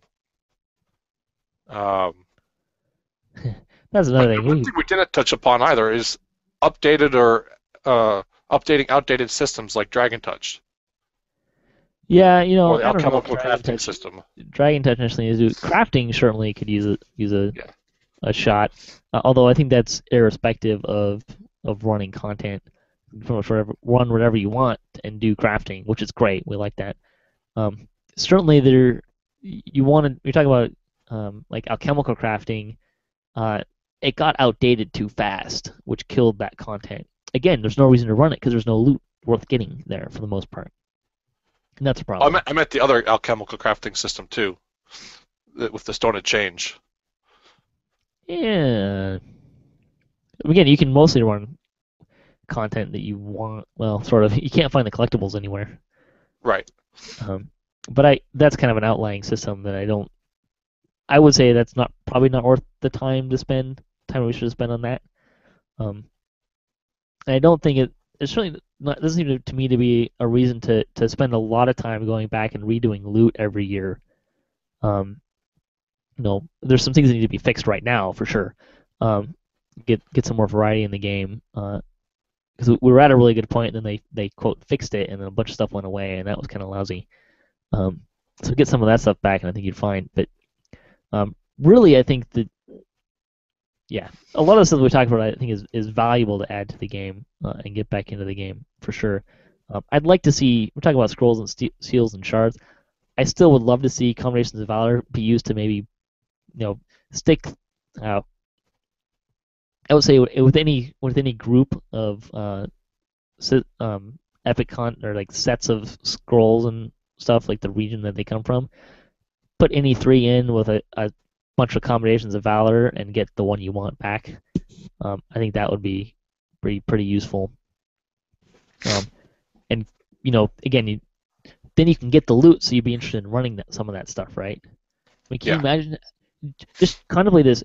If you could change any three or four or whatever, if you could change some number of seals and shards, and throw a pile of combinations of valor in a cruncher, and get whatever one you wanted back, think of how many people would go back to the sands to get that that epic item that the ring of spell storing they always wanted to get but could never find all the stuff for. Right. Suddenly the loot is in those places is viable to get again, or it's more easily viable. That system never really worked anyways. Um, so yeah, I would say personally, I think there's a lot of value in doing a lot of the stuff we talked about. I think there's I mean, not to say there aren't other great suggestions out there, and not to say that we didn't come up with some really lousy suggestions or some things that are limited in what they can and can't do. That's for sure. I mean, I You know, think I don't think we're going to see an XP gem that you can get at epic content and save till you're in heroic levels, and that's yeah, fine. that's fine.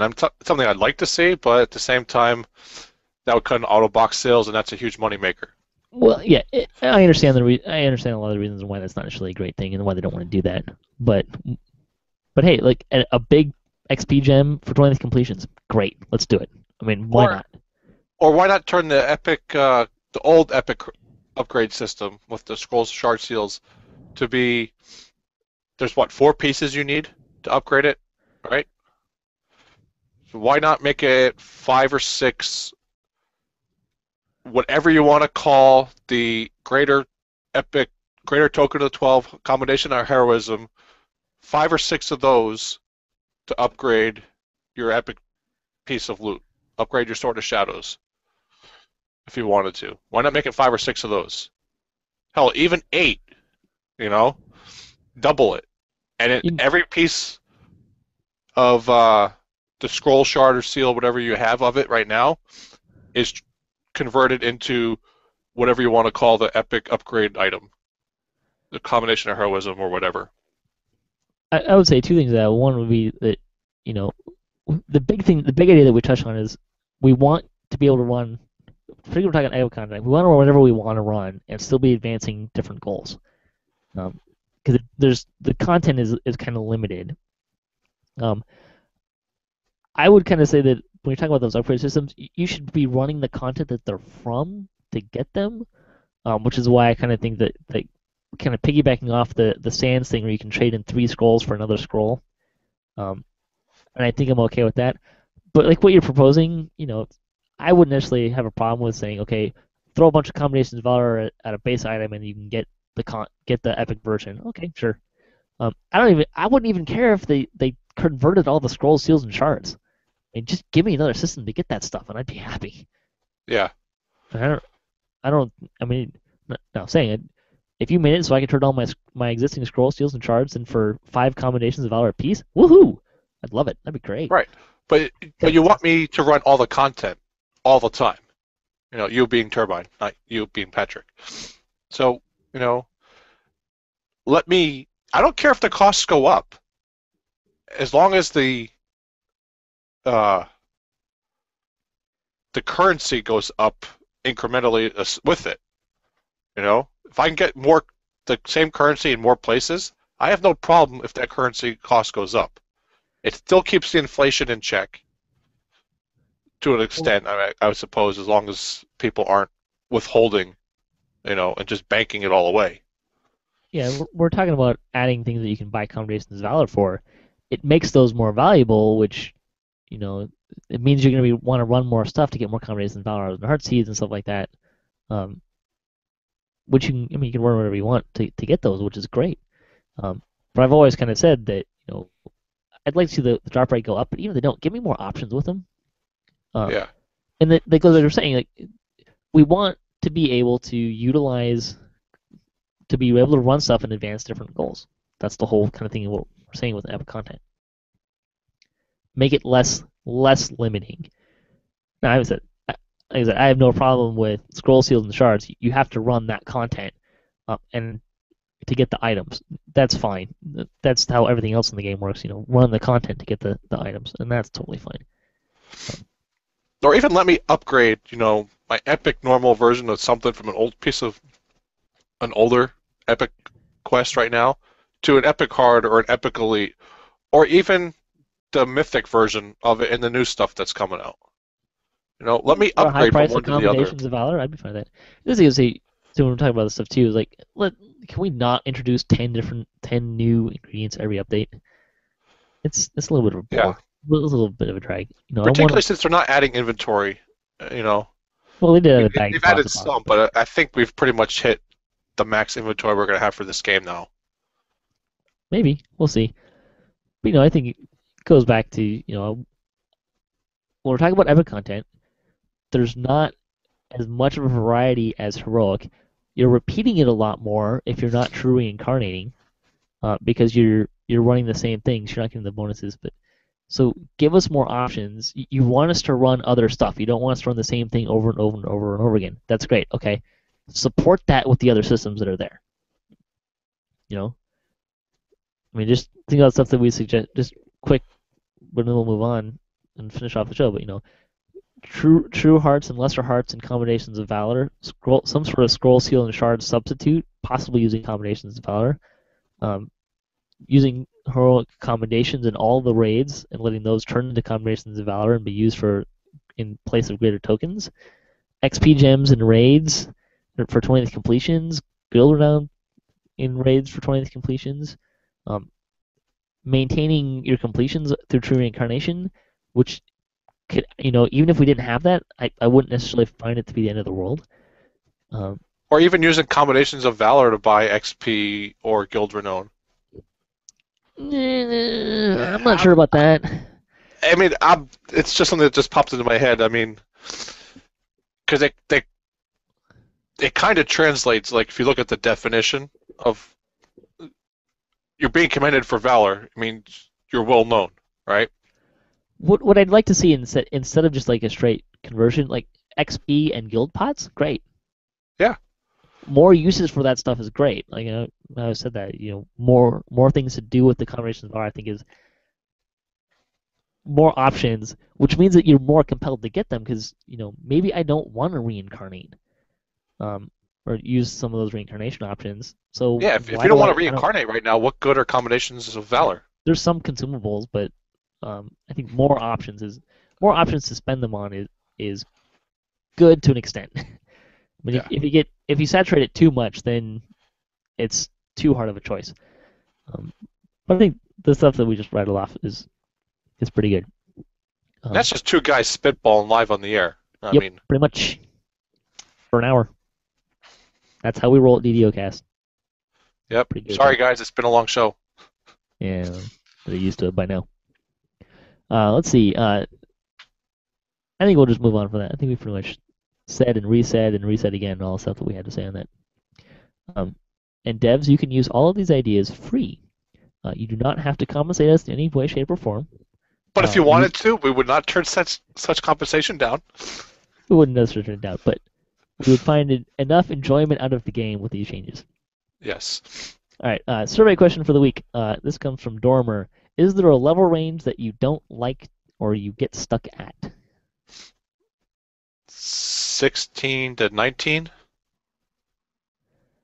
I think is probably the pretty universal answer, somewhere in that ballpark.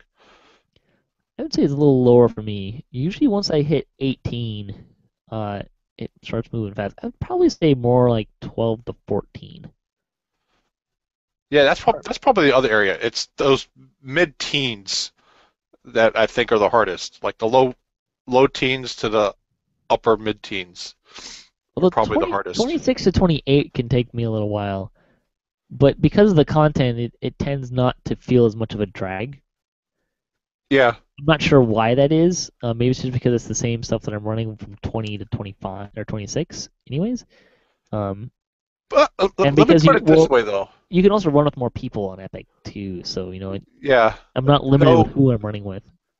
my experience, I guess it was sometime in the 2 weeks. I was away for 2 weeks for work, and I was pretty much playing all the time. I went from 20 to like 26 in like no time flat.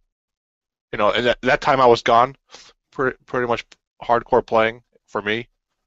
I leveled up to 26 and change and did 3 epic destinies like nobody's business. Since I've been back, it's been about a month. I've hit in those last 2 levels, but I've been running like the same content. Yeah, So that epic content seems to or levels seems to come a lot faster, like you said, the than first those ones certainly mid-teen do, yes. levels. But I think just because you don't have to worry as much about running with who you're going to run with at Epic levels really helps some of that stuff too. You have Oh more my people God, to yeah, play with. because if you're trying to run streak, in the heroic Well, levels, even just just XP to max penalties out and that power leveling. just to max out that little extra XP, if you're trying to run streak, you can't find anybody at your level because everyone's on the TR train and they're hitting 20 and they're starting over again, or they're somewhere in there, or they're running epic content and they're over 20, and then you're saddled with all the power leveling penalties. Yeah, there's nobody in heroic content. That's another thing to make heroic content more appealing. Let's revisit some of those penalties. Yeah, that's really something to consider at this point. Although I've never really considered them to be too limiting, but I think really for me that we're talking about going really quick back to the discussion. Raids is where everything really breaks down for me. People don't they get the loot that they want and they stop running raids because that's the main. There's no XP thing to run for. So that's why I said at the XP gem, I think it would be huge for the rating scene. People would run raids a lot more. Yeah, If you could get a 2 million, 1 to 2 million XP gem for 20 completions of a raid, people would start running DQ a lot. It's a fast short raid, and you can scale that. That XP gem could scale based on the quest too. So a lot of options there. yeah. Anyways, But though, if it's 2 million XP or even a million XP for 20 raids, that's almost a whole third TR life. yep. Well, I'm thinking epic raids here, but Oh, yeah. that's it's a huge boost. Yeah. But anyways, so I'm gonna close out the show. So thanks for Steiner David for coming on and um, chatting Oh, with glad to me. be here. Thank you. So yeah, sorry for the long show, folks. Uh, well, not really. Anyways, thanks to everyone for listening to the show. And thanks for other contributors to the DDOCast, and thanks to Turbine and Wizards and Cyber Ears. You can hit us up at DDOCast.com for show notes, our calendar, previous shows, swag, and other fun stuff. If you want to be part of the show, you can just say hi. You can email us at ddocast@gmail.com. You can also follow us on social media for updates in that fashion as well. The closing tip for the week comes from Mara. There's usually more than one way to accomplish something. Even people playing the game for years learn new things. It's one of the things that makes the game fun. That is true indeed. And then I'll just say again before we get out of here, next week, Saturday, September 6th, 4 p.m. on Kyber Pacific time, we'll be recording the show there, so feel free to come by and join in the fun. So until next time, may all your attack rolls be crits, all your chest level appropriate, have fun, and don't forget to enjoy epic content.